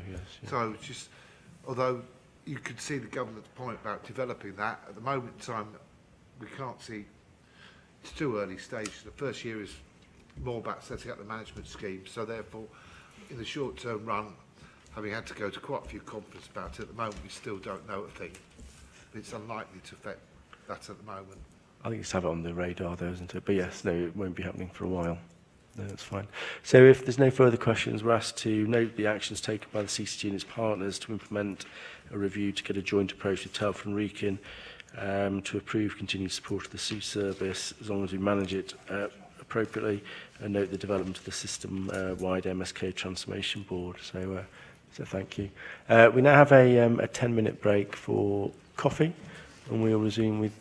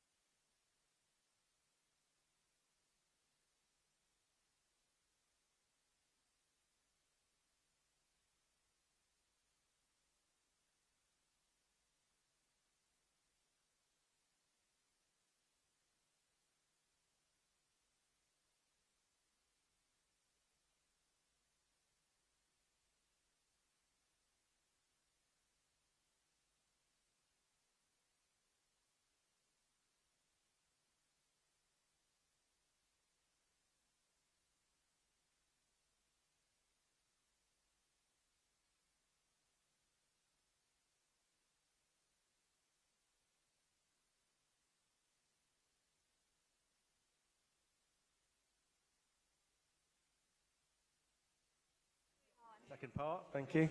Agreement around We're moving on, and we're going to start this second section with Claire Skidmore. We may be missing a few people. Finola, Graham. We're starting with the finance, contracting and QUIP report. Thank you very much. Thank you very much, Julian. There are actually two reports that sit under this single item this month. So I'm going to take my commentary as a joint commentary that covers both. But then obviously I'm happy to take questions on either paper. That's not a problem at all. So the reporting that you have in front of you for both finance and contracts and for QUIP relates to month 10, which is our January position. And you'll see from the paper that our position has not improved at all since previous conversations. And indeed, albeit that at month 10 we physically reported a position with a level of unmitigated risk, subsequent to lodging that report and through further detailed discussions with NHS England, we were actually given consent to report that we will miss our control total. It's a subtle change. Rather than me saying we have a risk that we can't mitigate, I am actually now able to say that we will fail to meet our control total. I think it's reasonable at this stage of the year to say that pulling back runaway expenditure in that way over the last couple of months of the year really isn't achievable. So you will see from the paper that we expect to exceed our control total deficit by £5 million. So we will be reporting at year end an overall deficit of 18.3 million compared to the 13.3 control total that was set. What we have done to try and mitigate risk over the last few months, we've talked here about the deal that we did with SATH to fix their year-end position. At the time that we wrote this report for January, in that month we also were able to fix a position with Robert Jones to stop that position fluctuating nearer to year end. And we also have been working through any of our other contracts or areas of risks and trying to nail down what we can to avoid the potential that we have further movement before the end of the year. In that respect, one of the big reviews that we did was around our QUIP programme, and you'll have seen from the QUIP report that unfortunately that did result in a deterioration in the anticipated forecast for QUIP. We've previously reported around 17 million delivery. That was reassessed down to 16 million, which is still a significant figure for delivery, but as I say, it's just disappointing that we had to assess that down. What we did was test, again, some of the backloaded elements of the programme and actually said, no, we will close those. If they haven't delivered now, we're going to make an assumption that they won't. If anything does come through, obviously that's a windfall that helps the position, but we need to take a prudent line in terms of that forecast. We had a further deterioration in the MSK position, although I have to say we finalised our month 11 numbers yesterday, and I'm kind of sneaking in a bit of good news that I would have bought next month, but we have seen a slight improvement in that MSK forecast that you'll see in month 11. I think that ties very nicely with what Julie was just reporting before the break about seeing the impact and the change in that audit and what's happened. The other item that I just wanted to mention, not really to get into a level of detail here per se, but as a link to an item further down the agenda around 1920, is just a reminder really in terms of how the deterioration in this year's position impacts on our numbers moving forward. So we've had quite a number of non-recurring elements within our position this year that are helping us to get to where we get to. Now, obviously, by their nature, they only occur once, and so we don't get the benefit of those into next year. So what we have started to flag in this report, and I'll talk more a bit later, is the fact that we have got a significant underlying deficit within our position, which when we carry that forward into the new financial year, means that we have to work even harder really to meet our control total requirements. I'll pause at that point. I'm happy to take any questions on specifics. Keith. There was a lengthy discussion at the Finance Committee last week about QIP and the finance, and if I just run quickly through for the governing body's benefit some of the highlights of the discussion. Firstly, there was a lot of concern about the QIP management arrangements because we've got a lot of people on interim contracts who all finish at the end of March, and so there are gaps in our arrangements, and Laura identified where some of the joint working with Telford might meet some of it, but there'll be significant change and less resource available to try and deliver next year's QIP total. So that was a concern for the committee. There was concern as well about the STP, and adding on to the question I asked Neil earlier, there were concerns that some of the opportunities that have been discussed so far at STP level sound to us fairly vague, and there was some concern from Sean Eglin that some of those might even be double counted, and therefore how the STP works at that level to try and engender change is still yet to be proved it works. You commented on MSK, and my earlier comment was my personal view. The view from the committee was not quite as harsh, but it was very much as Julie outlined. This is the last chance saloon really for Robert Jones to prove that they can engender the change that we're looking for as the CCG. We also discussed some of the other financial pressures on some of the minor acute contracts in particular, where we asked Laura to come back for a follow-up report at the April committee, just to make sure that we're clear, is the level of risk that's within the finance report accurate? You mentioned about year-end agreements, and it helps by giving a certainty, but there was a long discussion about do we actually get value for money out of year-end agreements, and we agreed that in the next operational year that we would look back at the year-end agreements for our key providers and work out actually on balance, was that the right thing to do? And a particular question came up was that in the finance report it refers to extra expenditure going to SAF, even though we've got a year-end agreement. And I know there might be entirely valid reasons, but in terms of the expectations of the committee, we didn't think there'd be any extra expenditure for SAF, so we wanted a report back on that in April before we did the review of year-end agreements. And then finally was something which we've mentioned before, which was the QIP for this year has been extensively backloaded into Q4, and that poses an exceptional level of risk at a time when we've been trying to devise the schemes for next year. We're trying to deliver the last bits of the schemes for this year. Now, Laura gave her view that she thought there was unlikely to be any significant movement in the forecast on the QIP achievement from 16 million, but it did make us nervous as a committee about the extensive amount of savings that we're trying to achieve in Q4, and that really sums up the debate we had last week at the Finance Committee. I don't know if I've missed anything off in that anyone wants to add in. Thank you. Simon.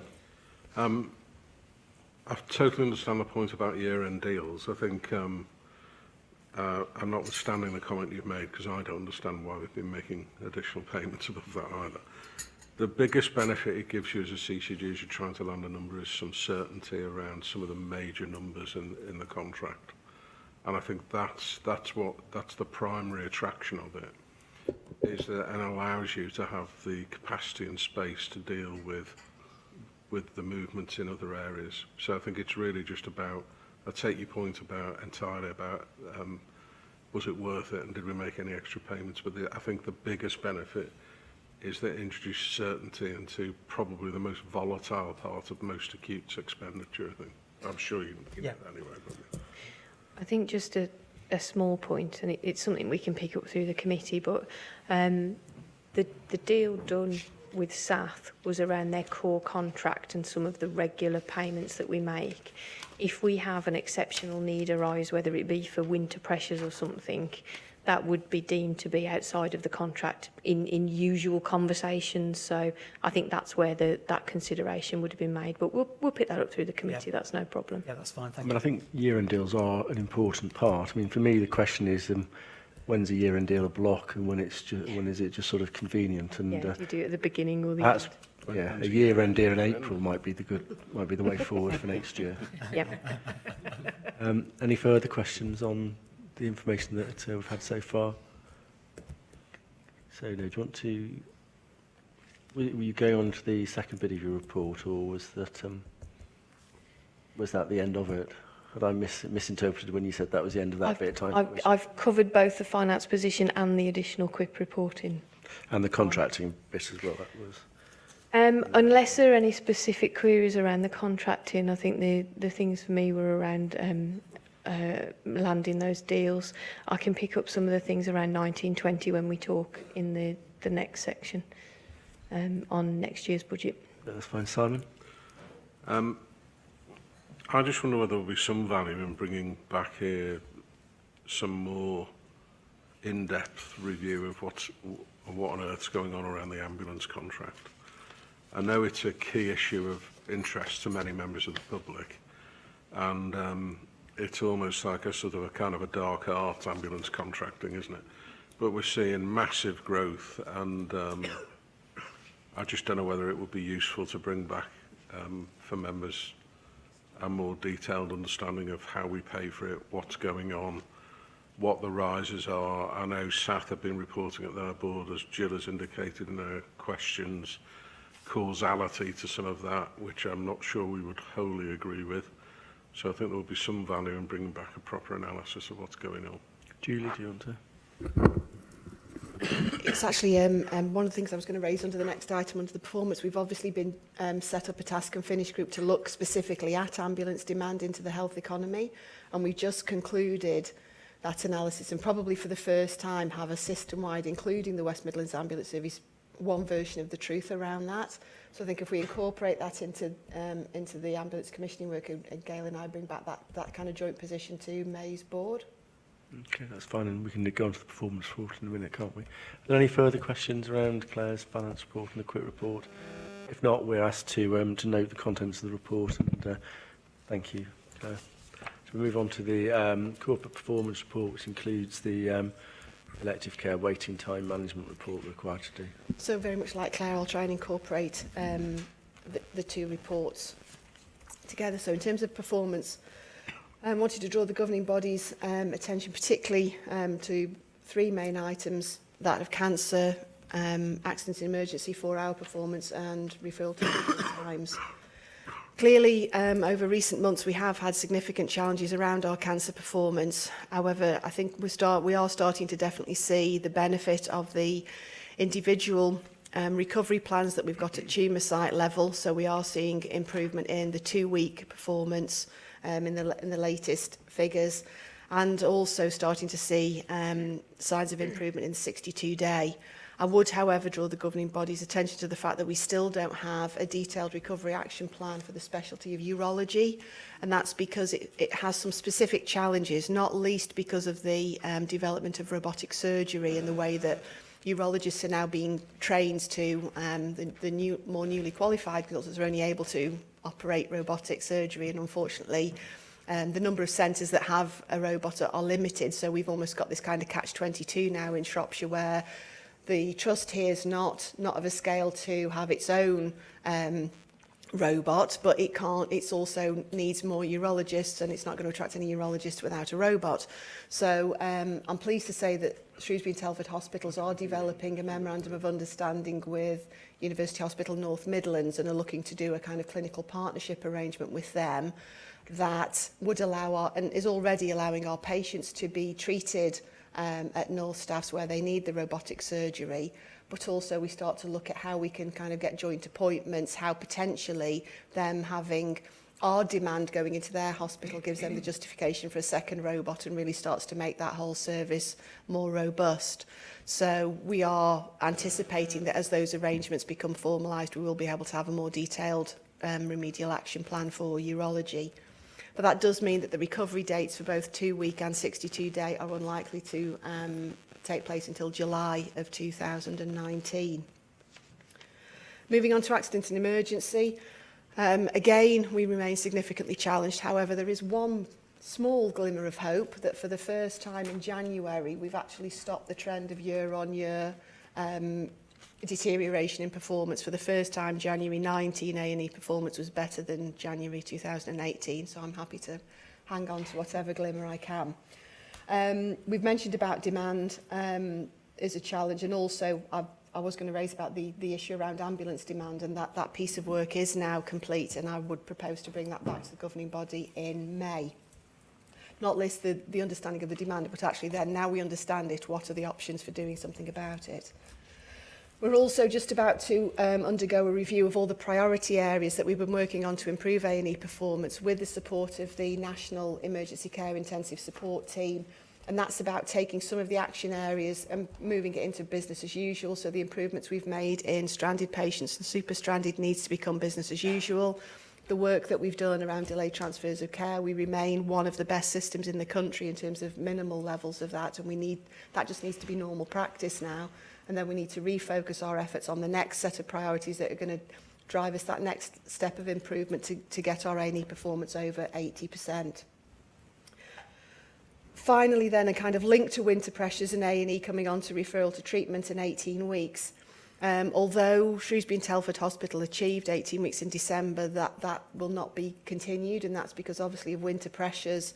They have had to cancel some routine surgery since then, and that clearly has then a detrimental effect on the 18 weeks performance. Some of that is not least linked to the fact that on the decision to maintain both emergency departments at both sites last November, we already knew that there was a bed capacity issue at Princess Royal as a result of that decision. So to manage through the winter, they have had to consistently escalate into the day surgery unit, which has clearly had an unfortunate impact on the routine surgery. However, I've recently met with the Assistant Chief Operating Officer from the hospital for scheduled care and have gone through the plans, and we've identified the non-recurrent cohort of activity that we do need to commission for next year in order to be compliant with the national reporting requirements of not having an incomplete waiting list in March 2020 that's any higher than the position at March 2018. And we are building that into the contractual arrangement, so the governing body need to be aware that that will have an implication for us.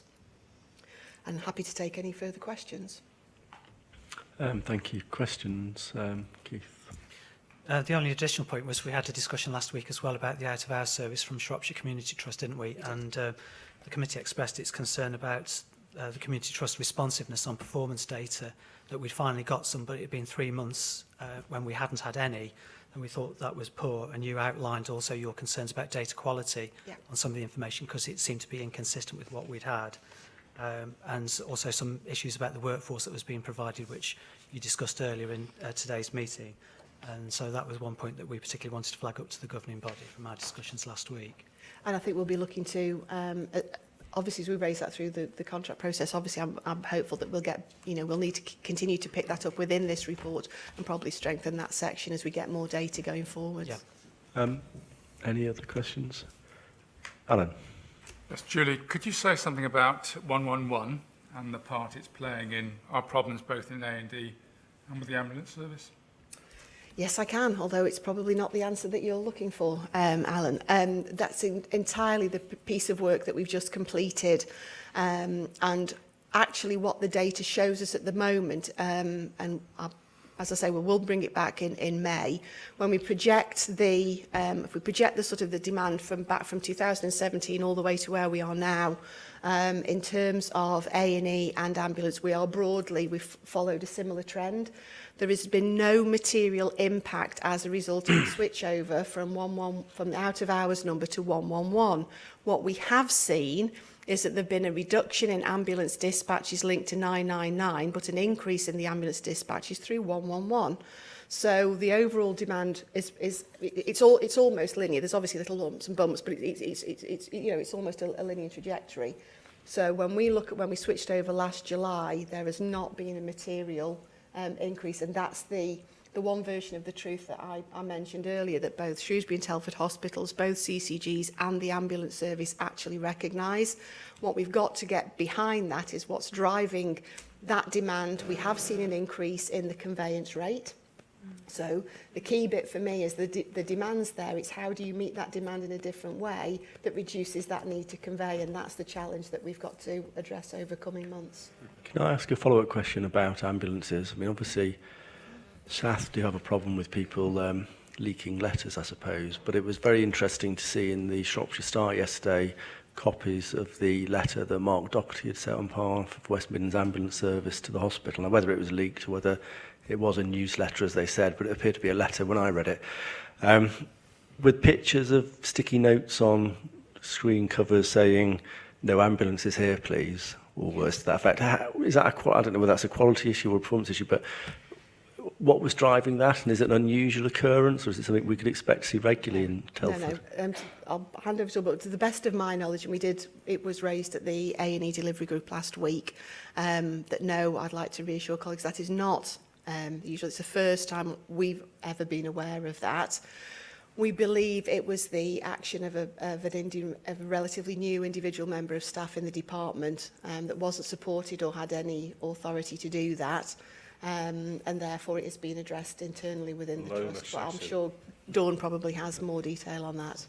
No, exactly that it was a completely isolated individual who should not have done that, and it wasn't known to any of the management, and it's been stopped. Okay, that's fine. But obviously there was something behind that, wasn't there? And that's in terms of the delayed handovers and in terms of the impact of caring for people in corridors, which is not an appropriate place really to care for people. So although it may be a bad thing done by a bad person for the wrong reason, in fact probably for a genuine mistake and something that they hadn't thought through, rather than being the work of someone deliberately out to sabotage the ambulance, it's because of a symptom, isn't it? And it's, was it a particularly bad day that had triggered that, or do we know? Or? Yes, again, it's inextricably linked to the wider piece of work that we're doing around demand and capacity, and particularly the bed capacity for the acute hospital. And what we're trying to work through at the moment is we're working with the national team to help us better model not only the number of beds, but actually the type of bed. So what's the short stay? What's the clinical decision unit capacity we need? What's the medical assessment unit capacity we need? Surgical assessment, that short stay at that different level. Because what's happening is the reason that we're having problems with handovers is because we have too many patients on, at a point in time. When you get, for example, 12 ambulances in an hour, it can't physically process through, so you get patients on the corridor. What we've got to build in at the moment, those patients that are being treated in ED, because there isn't that capacity in the short stay and potentially on corridors, that's what we've got to build in, and that's what we have built in to the new dynamic bed model that we're working with our colleagues in NHS England to develop. So for next year, and now we're looking at Q1 and looking forward, we're looking at what the bed gap is, but for the first time we're quantifying that demand that's currently being met in ED and on corridors, so that we make sure that we've got the right level of short stay capacity to manage the care of our patients appropriately. Jess wants to ask a question, but I want to just ask one more question, and I know Graham wants to ask a question as well. I also look at modern media as well, not just traditional print media. And I saw on Twitter that Telford are withdrawing their support for the CDU in Princess Royal, are they? And I gather a chunk of Shropshire patients will obviously be going through the CDU at PRH. I mean, it may be wrong, but I was wondering if we had any information on that. My understanding of this is that Telford have challenged that these patients are being appropriately managed in a CDU, and do they simply represent processing failure as opposed to truly ambulatory or medical assessment conditions? I think that is the issue that they're challenging. So we're working that through with them. So obviously a proportion of Shropshire patients will attend 40%, well, roughly 40% of patients attending the PRH site are Shropshire practice registered patients, yeah. Okay. Roughly. That's fine. Jess, and then Graham, and then Deborah, and then John. So I think a lot of this comes back to what was referenced in the report, which is a resetting of the priorities that the A&E Delivery Group and A&E Delivery Board are actually supposed to be driving forward. We saw for, I think, pretty much a whole year, the priorities stayed the same, didn't they? And so it's it's really timely that we have that look back. There are 2 workshops that are going to take place. One is going to look back at the impact of what's been done so far and, yes, move stuff into business as usual, but the second is about resetting the priorities. And my understanding is that we've got a broad idea of where those priorities should lie, and a lot of that is around internal processes and around the ambulatory same-day care and that short-stay capacity, the ability to turn people around without admitting, because those processes are not where they should be at the moment. I think looking at those, that will help us understand where we are. It should help us see some improvements. Certainly, if we see improved internal process, we shouldn't see things like the sticky tape notice saying, please don't come here. If they really can't manage, then they should be going to the business escalation. They absolutely can't do that. So I'm hoping that that will come out of that. Only to add to that, that the priorities that come out of that second workshop will then be taken to the clinical strategy group, so that we get a system group of clinicians from all different walks actually looking at what's been agreed and then feeding in further. Does that sound right? Is that where the pressure actually should be for the next 3-4 months, so that we can get a wider view? I think historically it's been driven by a very few people with perhaps a particular agenda, and this needs to be much broader. It is a system problem. It knocks on in every area of our system, and that needs to be reflected in the input into those priorities. Thank you, Graham, and then Deborah, then John. Yeah, the new 32-bed ward in the Copthorne building, which it was a Copthorne building? Yeah, ward 35, 28 beds. Yeah, 28 beds. That was launched to a blaze of publicity that with 28 extra beds, people lining corridors shouldn't happen.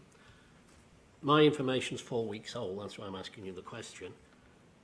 Having opened the building, it was immediately had to be closed because it didn't meet fire regulations, is one thing. I'm talking to one of the very senior consultants. He says, well, that's an issue, but we haven't got the staff. We can't use that ward. Only 4 beds were open at that time because they can't staff it. So has all that been resolved? No. Because it was going to have a major impact on people on trolleys. It was, and again, because of the issues with that ward and the fact that it didn't open when it was planned to open, we have had to find alternative capacity, and that's actually why we've ended up in the day surgery unit on Royal Shrewsbury site as well as Princess Royal, because Ward 35 is not ready. At the moment, the trust is still having to work through. There's still some building work required in order to make the ward fit for purpose and to gain its fire regulation. So at the moment, it can only be used for 12. It's basically used as a discharge lounge for 12 beds for 12 hours a day. The challenge has also been put in around the staffing, and whilst actually there were staff arranged, so what's actually happening at the moment, because I know I was on call last weekend, they've been using some of the staff that they had brought in for Ward 35 to offset some of the staffing issues elsewhere in the hospital.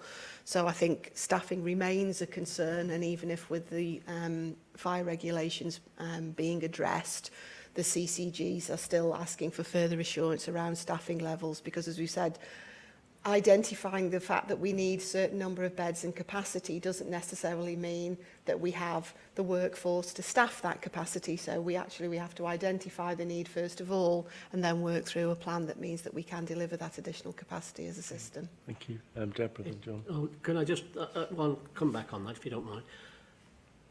Having spent about 3 million on doing this ward, how can you not meet fire requirements? Now, coming from outside of the NHS... So that's a matter really for the trust, isn't it? It needs to be taken I know out it's with the trust, trust. but you're Not a paying matter them, of I the suspect, particular. and I know, okay, I accept. Yeah. Thank you, Deborah. There were two things I just wanted to ask about briefly. The first one was going back to urology and the challenges there. One of the things I noted in your report was the absence of consultants, one on long-term sick and not likely to come back, and another one who's resigned, which obviously will also not help that specialty. And do we know what the plans are to replace them and how long that's likely to take? The simple answer is we don't know how long it's going to take, and for the reason that I said earlier, that obviously all the newly qualified now are looking for access to a robot, and there isn't one in Shrewsbury and Telford hospitals. So that's one of the key elements of the partnership agreement with the UH&M, that they'd look to have joint appointments, so that clearly then new appointments would be able to do the robotic surgery over in Royal Stoke, but could still provide certain treatment and outpatient clinics over in Shrewsbury and Telford. So that's one of the things that we're looking to address as part of that partnership agreement. But it's not a quick win, that's the problem. The second thing I just wanted to hear a little bit more about was this extra non-recurrent payment we're paying to help them achieve their RTT target. And that left me a bit uncomfortable. On the one hand, I recognise that actually this reflects real patients who are waiting far too long to be seen, not to mention the political pressure to get that number down. But equally, it feels almost as if we are rewarding them for not achieving a key target, because we're giving them extra, because they've missed the target, we're giving them extra money so that they... So you're paying PBR, aren't you? I think the word non-recurrent just means in activity or financial planning terms. Assuming they removed that backlog in year, you wouldn't then pay for it again next year. When we model the activity for next year, we look at how much we need to buy. We add in what we require for that to get over that hump, as it were, but it wouldn't be something we'd want to fund recurrently because we expect them to reset. I think there's a piece for context here as well. Bear in mind that this is a contract with SAF that is well in excess of £100 million. We're talking to them about a sum that's between 200,000 and 300,000. So it's not material in the grand scheme of things. The situation is very complex though, Deborah, because so our obligation as a CCG is to ensure that the provider or our commission patients reach the RTT target overall. The question then comes, of course, if you have a particular specialty that's not meeting RTT, but you are meeting RTT overall, where does your obligation or indeed your moral support for the trust line? It isn't just, if it was just orthopaedics and a one-off, it would be easy, but it isn't. It's quite a complex set of problems, I think, and where does a deficit CCG place its funding, for example, then comes into that kind of question. John, I have a final question for you and then move on. Yeah, it's a very quick question.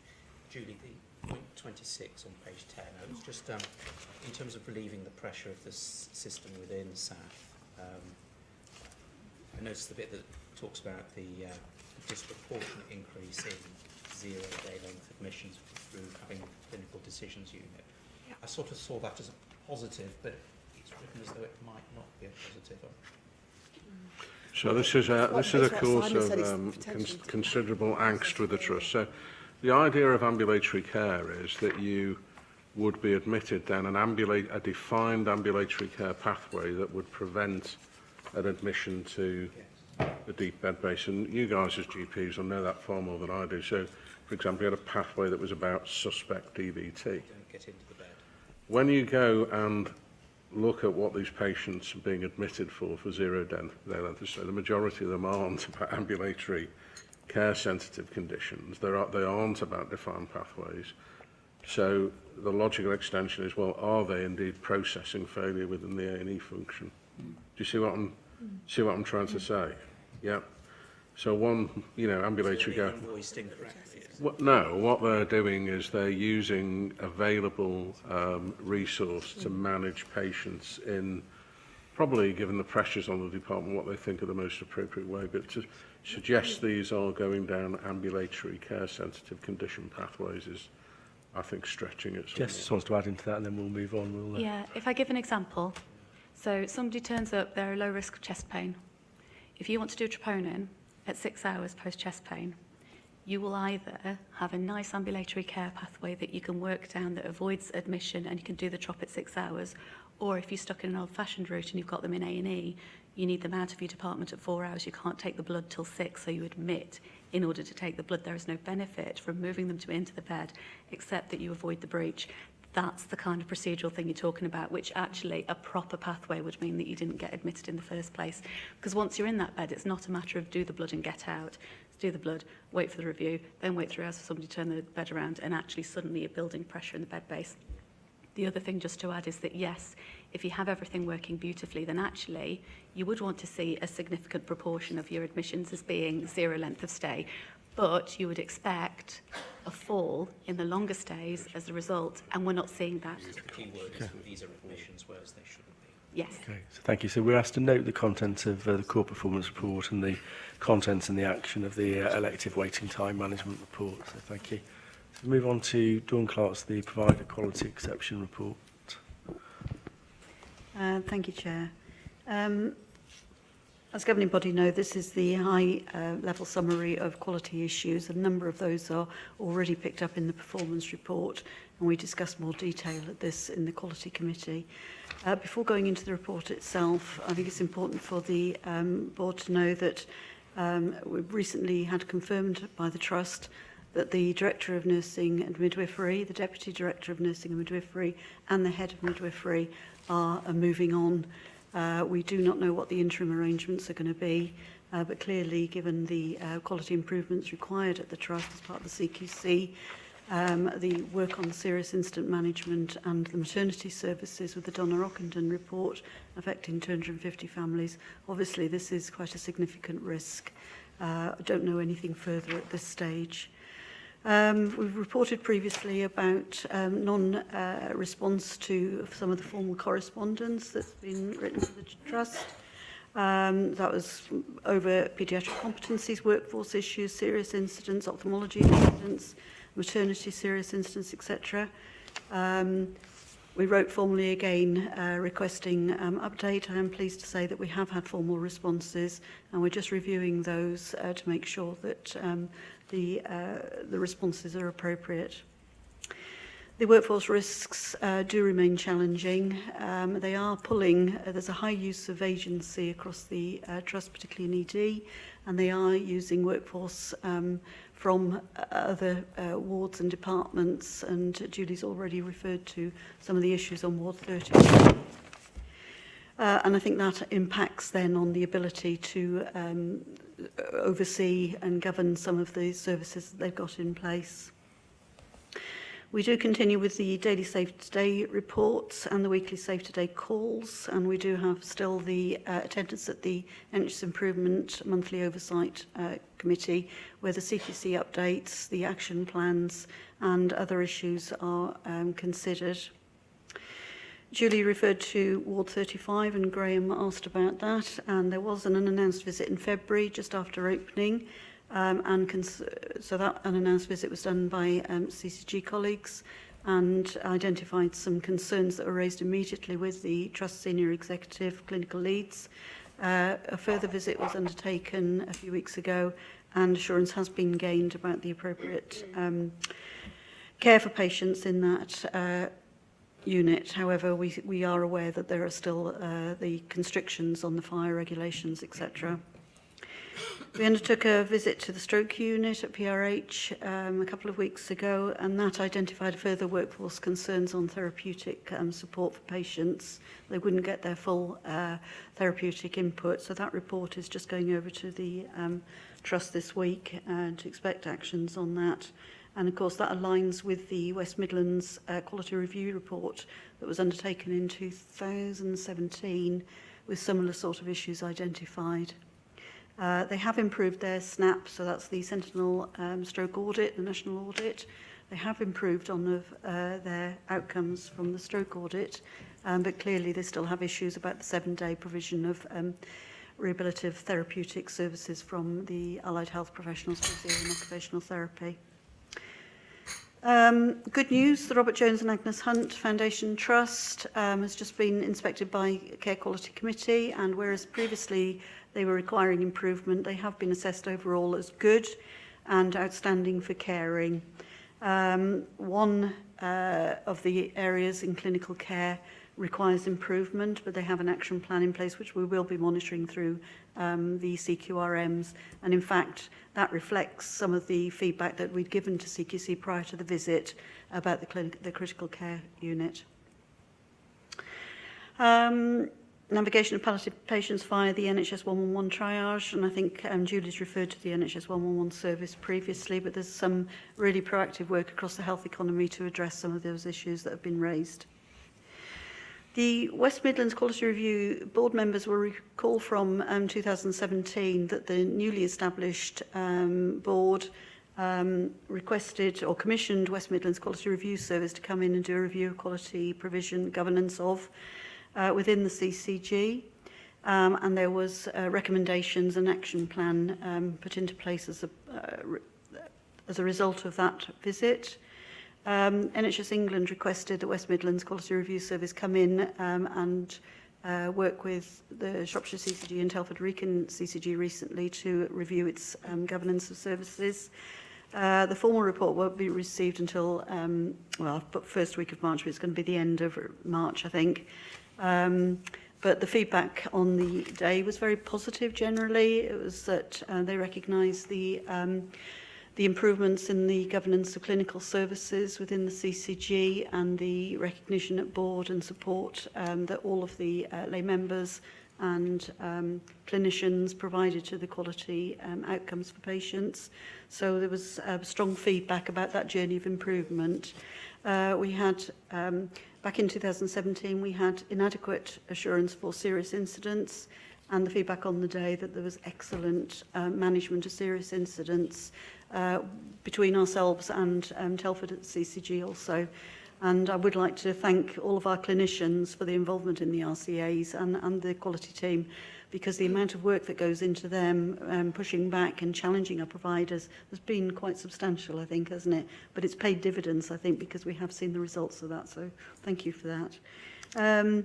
We also had very positive feedback about the work that's been undertaken on mortality, particularly with respect to the LEDA mortality reviews that are undertaken, and generally the collaborative working between the CCGs to ensure that providers are held to account, and we improve quality of services throughout the county. So there were recommendations, and we've already acted on some of the actions, but we just wait to receive the report. But generally, I think it was quite positive. Thank you.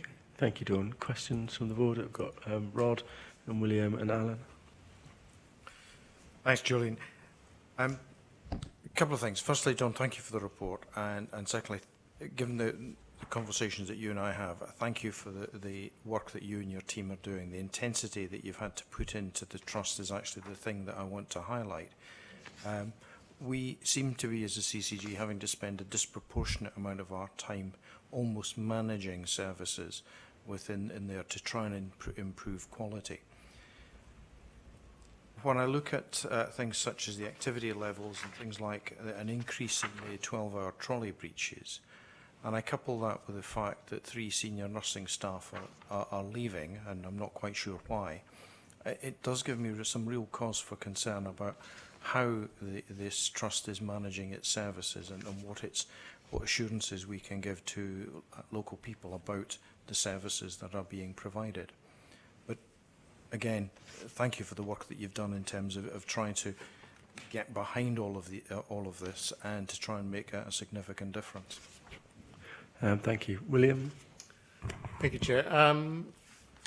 SAF has obviously developed a very detailed series of actions in response to the CQC visits last year.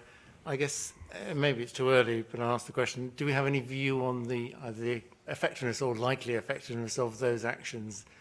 I know we've had sight of them, so do we feel that those are really addressing the fundamental issues that we believe exist within the Trust? Dawn? I think there's no doubt the efforts that people are putting into it. They're very, very committed to making the changes that are required. I mentioned earlier about workforce issues. I think that is a big problem for them, because you get the changes, you get a lot of high use of agency, and the ability then to govern and supervise and support is going to be limited. There are a huge number of actions, and it's how they can really safely introduce and sustain some of that work. I think that is something that we have raised at Oversight Group, is their ability to sustain the pace of change, as well as deal with some very, very difficult recruitment and retention issues. And, you know, they're not alone. Other acute trusts, as well as other providers, are having those problems. There is a concern about the change of 3 senior nurses at this stage. I'm sure they will overcome that, but I think it is a cause of concern for ourselves and for the staff that are working there, because people do need continuity. To lose those 3 very quickly is a concern. But NHS Improvement, Director of Nursing, is working with the Trust very closely to make sure that whatever arrangements are in place, that they are properly supported. We know that the medical director role is being interviewed for as well. So, of course, that's a different change, again, for the Trust. And I think it's how we can support the Trust, really making sure that we have that kind of scrutiny. It's a challenging area, Will, I'm afraid, about how they sustain and continue their governance. Okay, Alan. Thank you, Chair. Dawn, can I just ask you about the critical care capacity at the Robert Jones Hospital? To what extent does that restrict what surgery can be done there? Ooh, I'm not sure that I have that knowledge. Yeah. ITU, so it does restrict what they can do. And I think that's what we'd seen in some of the aspects that patients have been transferred over to the Trust post-surgery. So that has been raised with CQC, and I think that's what's coming out of the report. So does that say something about the selection of patients who are suitable to be operated on at that hospital? Possibly, but I don't have that full detail, and they are looking into every case. Their number of serious incidents are very, very low, and that's not a regular occurrence, but clearly it was something that was picked up at the CQC report. Is that possibly something you perhaps would meet with Alan outside the meeting and have a look at the issues that are raised with that, if that's all right, Alan? And Finola. Yeah, I wonder if we need to sort of bring Rod and Will's point together with your response to them a bit more. If there are so many actions for SATH to address, my concern is that they're losing sight of what they need to prioritise. And I appreciate, yes, SATH take up an awful lot of our time and energy and have today as well. But I wonder whether we do need to try and bring together the concerns we have, because that is one way of making sure the focus is on the right things.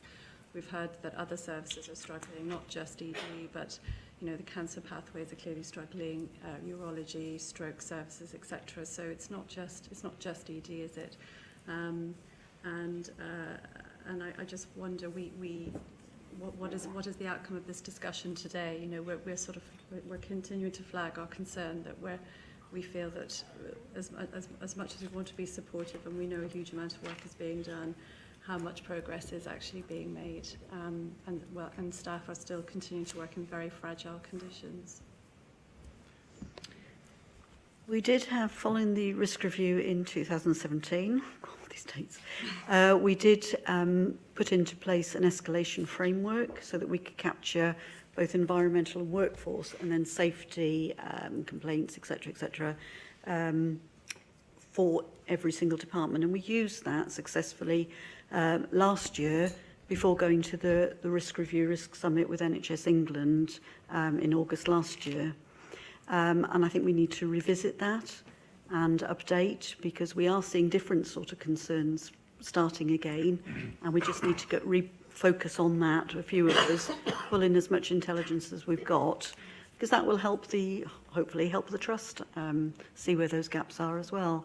They have got a lot of support from NHS Improvement and the Care Quality Commission and NHS England, all of the regulators scrutinising, but actually if we can put a picture together again, that will help everybody focus what additional requirements may be, and with Health Education England as well, I guess. I mean, part of it is obviously that CQC have flagged up these concerns. The hospital have developed action plans to address them. So on one hand, we do need to give them the space to do that, but at the same time, we can't ignore what appear to be signals coming out of the Trust that things aren't right.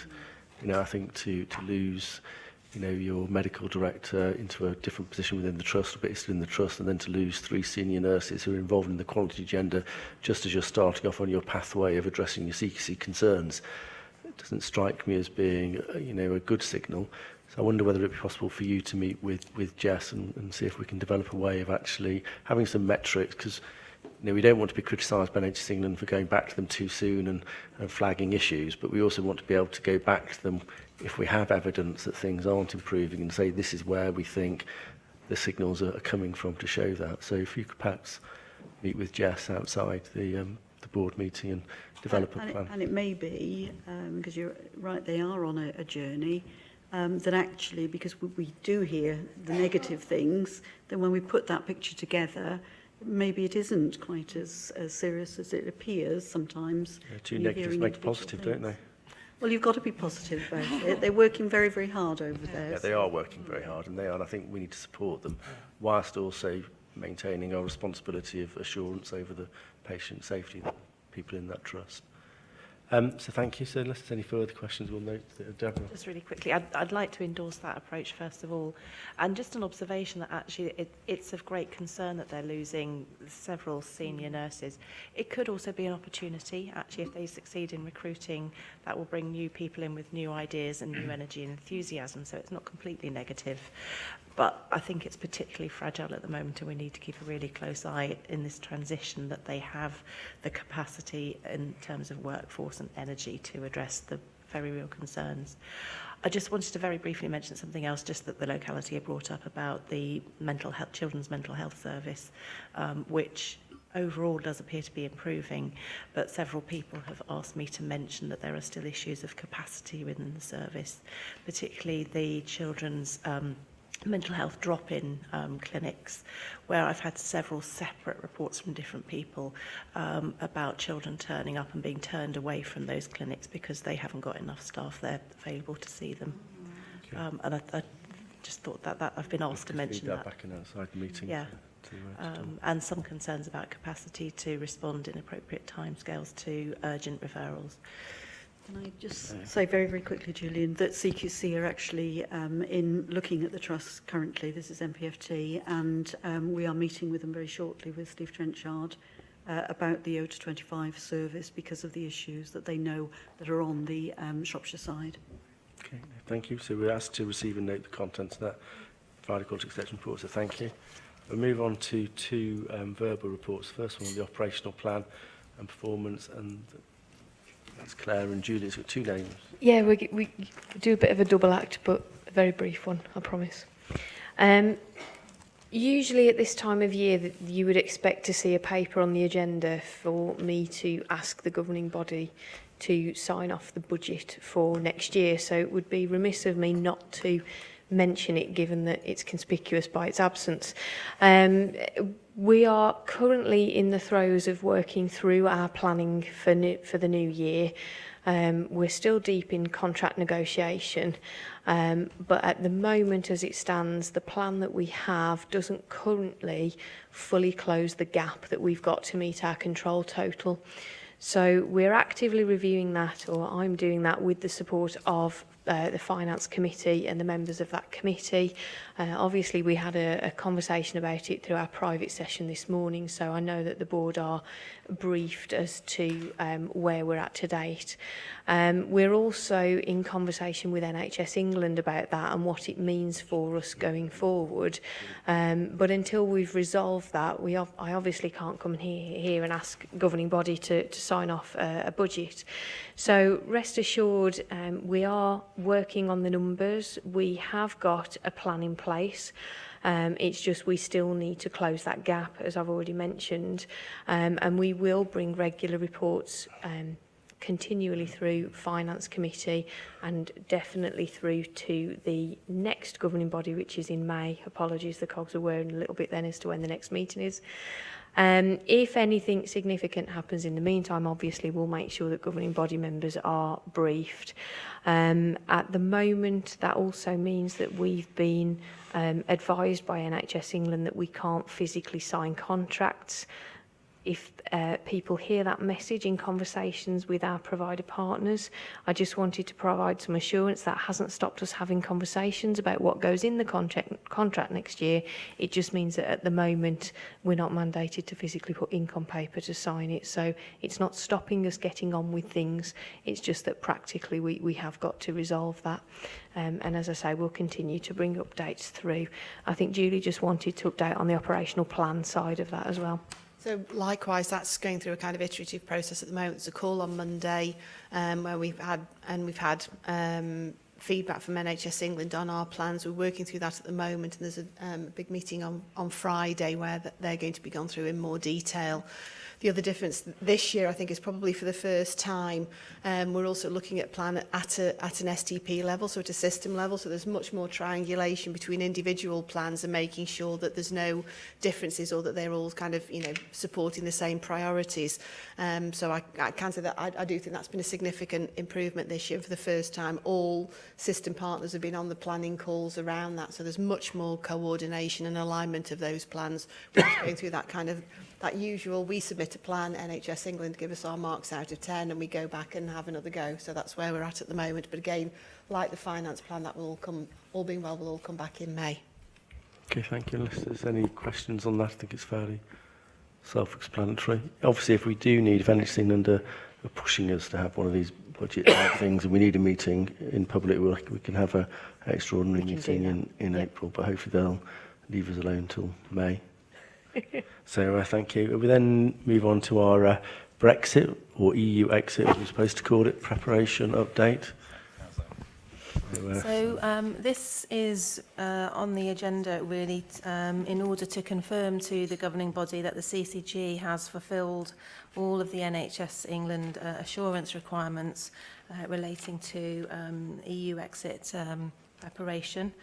So this is things like working with our staff who are EU nationals, looking at the supply of medicines, business continuity plans, for example.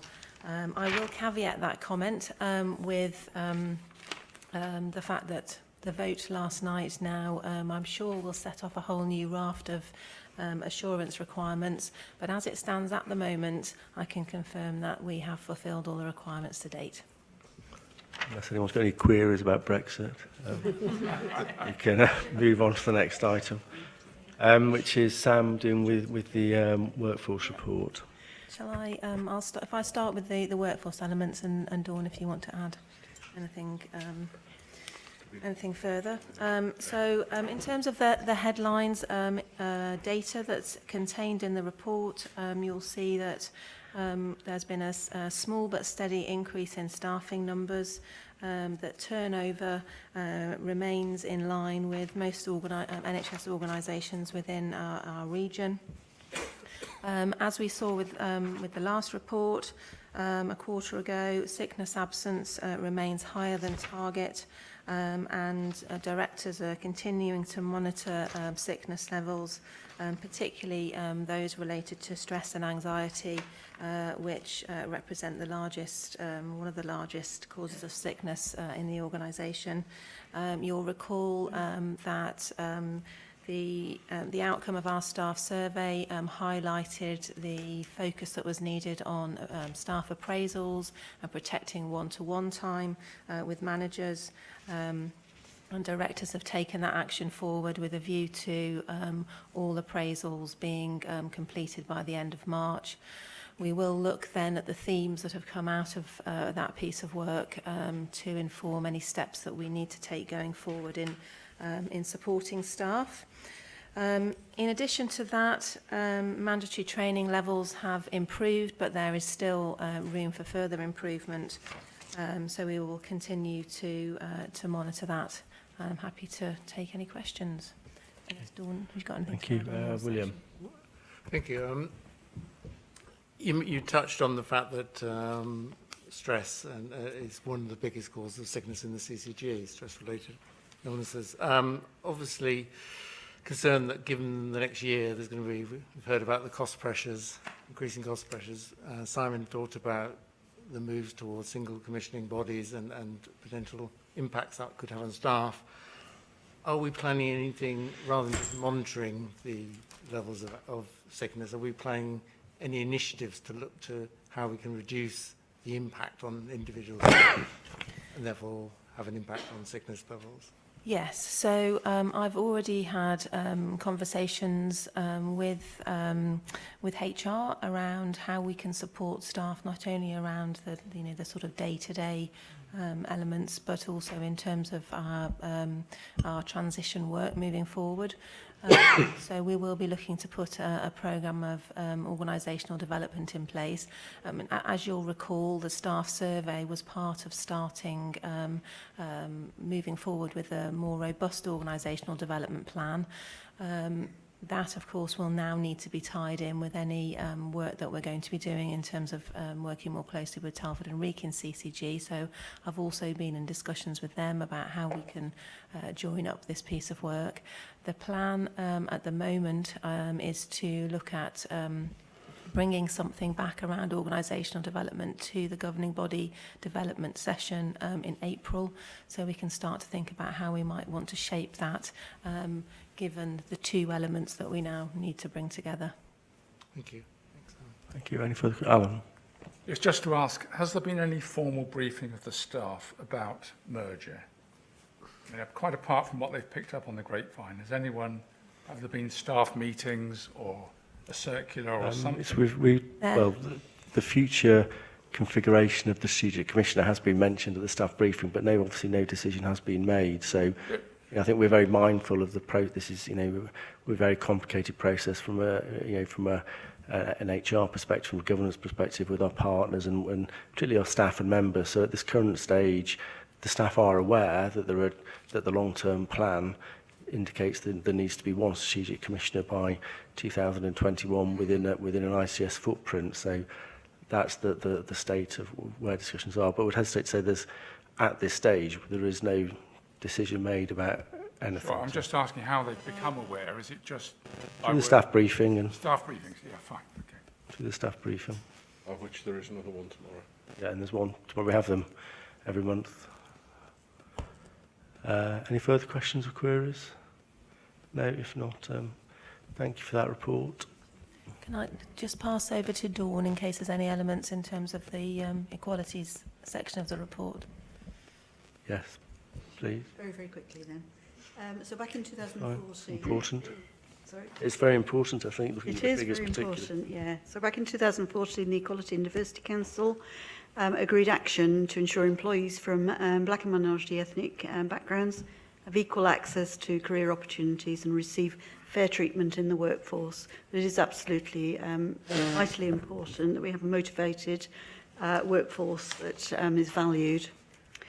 The Workforce Race Equality Standard, the RES as it's known, is a requirement for NHS commissioners and our providers, including the independent organisations through the NHS Standard Contract. And there's the link to the 2018 National RES Data Report within the paper that compares data from previous years. So for the board to know that we do monitor this through our CQRMs with our providers and have looked at the reports from our main providers. Of course, the provider BME landscape is less than national average, and I think the providers have recognised that there's much more work to be done. All of their action plans are on their own websites, and the link should be in here. And there's really focused work going on, not only for the BME community, but actually all operational development across all of the providers for all staff, that they are valued and that the retention is improved. And there's great opportunities going forward, I think. So it was just to say that we are monitoring this as CQRMs, and we will monitor the implementation of the action plans. Okay, thank you. Any questions or queries? Regard to that? No. So thank you. We move on to William Hutton, who's presenting the feedback from the Audit Committee on the 27th of February. Thank you, Chair. We had a fairly full meeting, so I'll just pull out some of the key points, and obviously if anyone has any other questions, please raise them. First of all, the Audit Committee, as part of its regular review of outstanding actions for internal audit reviews, looked at actions around the BCF the review that was carried out last year, and Gail came along to give the Audit Committee an update. And I think what was clear from the update was that in order to address those actions, it can only really be done through the new contract, the new PCF contracts with the local authority, because most of those were contractual type related issues. And so I think there was a clear message that it's important we get that contract right, that it's comprehensive, it's robust. And I think there was a strong steer that BCF is not a discrete function, it is the responsibility of all of the functions within the CCG, all the executives, to input to that, and I think it's important we get it right. There was also a view that the responsibility for monitoring it has really been devolved historically to the Oversight and Scrutiny Committee. Am I got it right? No, not the Health and Wellbeing Board. Get it right? Health and Wellbeing Board. It was a feeling that given the substantial amount of money from the CCG, we should be monitoring some of that ourselves, and the view was taken that perhaps we should be looking at how we can monitor that internally. I think there were comments that it's possible to code it in the finance system so we could actually monitor the delivery of that. So that was the first area. The second one was around, you'll recall that the Audit Committee was tasked with providing updates to the governing body on actions against the Consolidated Finance Improvement Plan, and we've obviously been giving updates during the last year.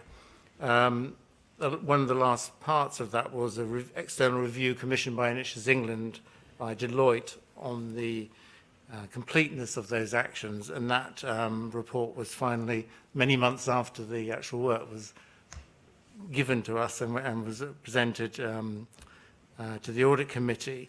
And looking at that as a whole and our own review, the recommendation was very strongly that I think all the material actions have been completed and that any outstanding actions are now sort of business as usual. So that's the recommendation, that we feel that those actions have been completed now, and any further work will be sort of internal action plans within the finance function. Third sort of key point, you recall, I think it was at the last governing body meeting, we discussed about NHS England having written to myself in terms of concerns about procedures around agency staff and not following the proper approval processes. And as part of that, we committed that the Audit Committee would receive regular updates on the status of agency staff and the approvals. And in that last update, there were two very recent cases, and there were extensions of existing contracts where previously approval was not required because it was below the threshold level, it was below 6 months, where those had been extended, but approvals hadn't been obtained. And obviously, it's important, I think, to stress that that isn't acceptable, that we've given a commitment to NHS England that we will follow the proper process. And it appears that the first hurdle we've tripped over and not done that. I'll come on to talk about what I think that means in terms of actions at the end. Next one, in terms of the assurance framework, we've obviously regularly received the assurance framework at the governing body, and we've talked about it earlier today. There's a view that we should perhaps reflect on our agendas of the governing body, that are we addressing the key risks within the assurance framework in our meetings? Because in essence, the assurance framework represents what are the key risks that could affect the delivery of our objectives, and therefore it should be that our governing body agenda is largely driven by those areas of work. And so perhaps it might be appropriate with us on an ad hoc basis to reflect at the end of our governing body meetings, have we really addressed the key issues that we should be considering as a governing body, as reflected in the assurance framework. That was a recommendation. Another case that we receive waivers where normal procurement processes haven't been followed at the Audit Committee. One of those was highlighted around the procurement of services from Deloitte. Based on the information received at the time, there was real concerns that it wasn't an appropriate waiver, and therefore we were concerned. Now, I know, I had a conversation with Claire earlier, that there perhaps some extenuating circumstances, and if you want to know, Claire can expand on that, why the link between a national arrangement and a local implementation meant that it was appropriate in this case. But I think there are perhaps some other messages around that, and I'll bring that out in a minute as well. Just for information, external audit are in the process of planning their annual audit activity, and as a result of the feedback that came from an internal audit review of CHC that was presented at the meeting, their view is there's an increased risk they perceive in the CCG and will be looking to carry out additional audit work, which will possibly lead to an increased audit fee. They haven't yet planned out that work and haven't yet determined what the extra fee would be, but we are talking about small sums of money, but essentially they did see an increased risk, having previously felt there was a reducing risk around CHC. As I said, just building on to CHC, we received that internal audit review, which was moderate assurance overall, but I think within that, some of the issues are long-standing issues, and they are the issues that have been occurring for a number of years in previous internal audit reviews, still some of the same issues. And I think there was a sort of a feeling within the audit committee that maybe we need to consider, is there a different approach we should take to CHC, managing CHC? It has been a challenge for us, and I think the view from external audit was that we seem to struggle more than any other CCG they come across in terms of managing CHC. They don't see the same problems in other CCGs. That's a surprise. Because I've seen a lot worse than this, but anyway. Yeah. Right, I'll get my thing back. Okay. And then lastly, and I'll come on just to perhaps how to sum that up. Cybersecurity is something that's been highlighted strongly by NHS England to audit chairs, and we'd asked through the audit committee some work to be done in terms of understanding the preparedness of the organisation for cybersecurity incidents, and there is a framework, a national framework around standards, and work has been put in place to measure ourselves against those. But there was also an offer that it would be possible to have training both for all staff, but also for the governing body around cybersecurity, and there's a recommendation that should perhaps be done at a future development session. It's free of charge, it's from GCHQ, and so as input to that, so I'm not quite sure how that will pan out, but I'm sure you'll find out in due course. Top of the list of priorities. But I think it is an important area because it is interesting. It has been stressed quite over the last couple of audit chair meetings of NHS England. It has been clear that that is an increased area of focus, and I think there are likely, it wouldn't be surprised to see some requirement to assess ourselves and inform NHS England where we are on that. So just in terms of summing that up, in terms of what actions I think should be put in place, I think we do need to look at how we put in place tighter controls around the take-on of agency staff, because I think it is important that we do follow due process. I recognise that sometimes those processes aren't easy to follow given a need to react quickly, but I think perhaps we need to reflect how we may, as an organisation, do better on that. And I touched about the BCF, and I think there was a recommendation particularly that perhaps the Finance Performance Committee might be the appropriate body to monitor the performance of that. And again, around waivers, I think in particular the Audit Committee would like to see more information around more detail to justify the waivers, because sometimes it's quite difficult to understand, and this is perhaps a good illustration of that. And again, about the alternative approach to managing CHC, and I think there perhaps may be opportunities of working more closely with T&W CCG, who, as I understand it, are considered one of the exemplars of managing CHC. I think as an action, my only problem with that is that I'm happy with the first bit, which is consider alternative approaches to managing CHC, but I think the assumption of what's better, I think... No, I mean, it was in terms of, recording it as a board action. Yeah, no, I mean, I agree. It's perhaps not, it's not for us to decide that, maybe it was just a recommendation. I mean, the other three and that half are fine. Can I just... Oh, sorry, Simon, go ahead. So, I mean, I just... the comments on the agency workers is absolutely right. I was a little concerned when I saw this, but now I understand that it's just continuation, so I understand the issue. I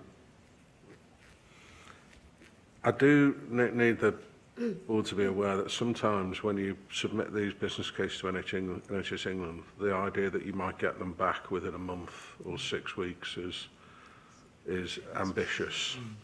So in terms of your point about reacting to situations is I think, helpful. Thanks. On the issue of the waiver, as I understand it, this was one where we were instructed to use Deloitte by NHS. Yeah, I can cover that so one. we issued a waiver to use Deloitte. And Yeah, so there was a national procurement for a support partner for QUIP across all CCGs, and they've had a programme of work going in waves, and we were invited to take part in QUIP 4, which was wave 4. So there was an offer of free resource to come and support develop some areas of our QUIP programme, and actually we asked Deloitte to come and review our CHC action plan to make sure we were covering all the bits we should be, and help facilitate some work with SATH around their costings for the non-elective pathway, which has borne fruit that I'm hoping will help Jess with her work now.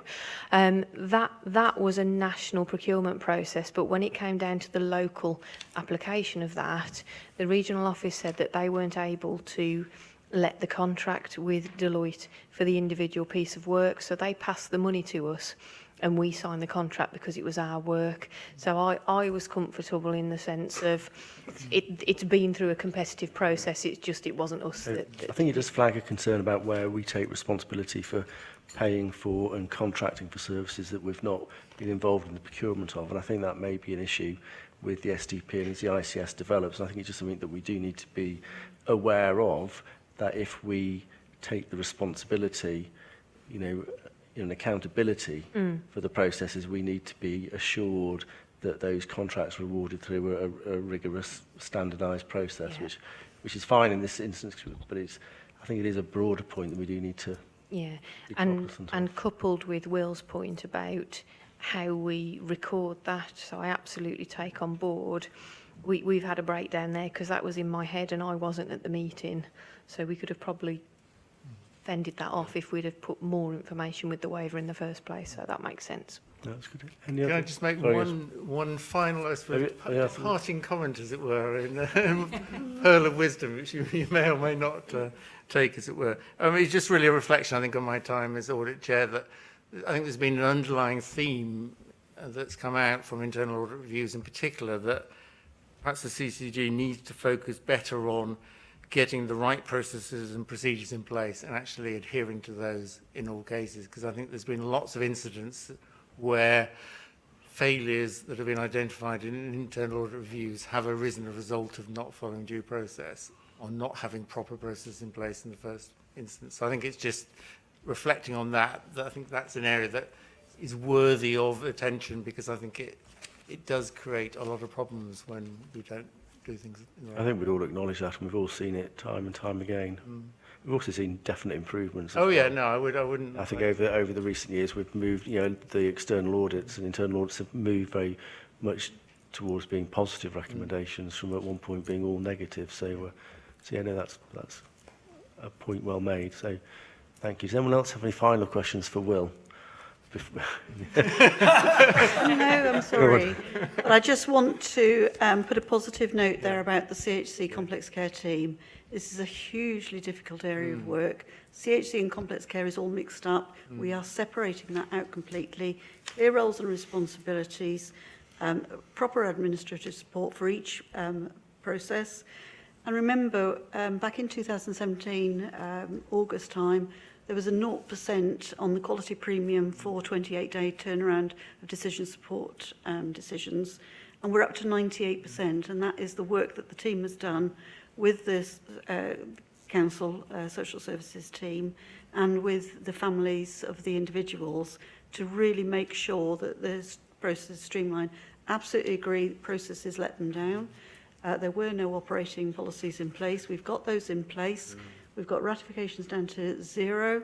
So actually that will help the whole process, and we've introduced a series of audit of that as well. So I believe we've got 6 substantive posts out to advert that hadn't been advertised before, and that makes a huge difference as well.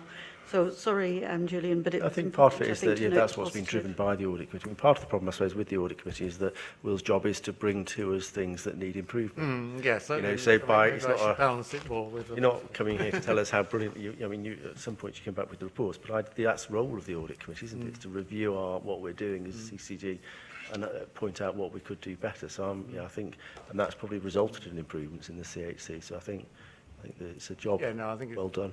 I think it is very important, and we have recognised, I think I did in the previous month's report, reflect the fact that there has been positive progress, and I think that's definitely is there. Thank you very much. We then move on to some quick items. The first one is for approval, which probably I should have taken right at the beginning. It's the minutes from the draft minutes from the CCG Future Fit Joint Committee, which both CCGs have to sign off. So I think those of us who were on the joint committee, which is myself, Jessica, Finola, Claire, Keith and William, if we've got any corrections or comments on these minutes, otherwise we can accept them as a record of the Future Fit Joint Committee.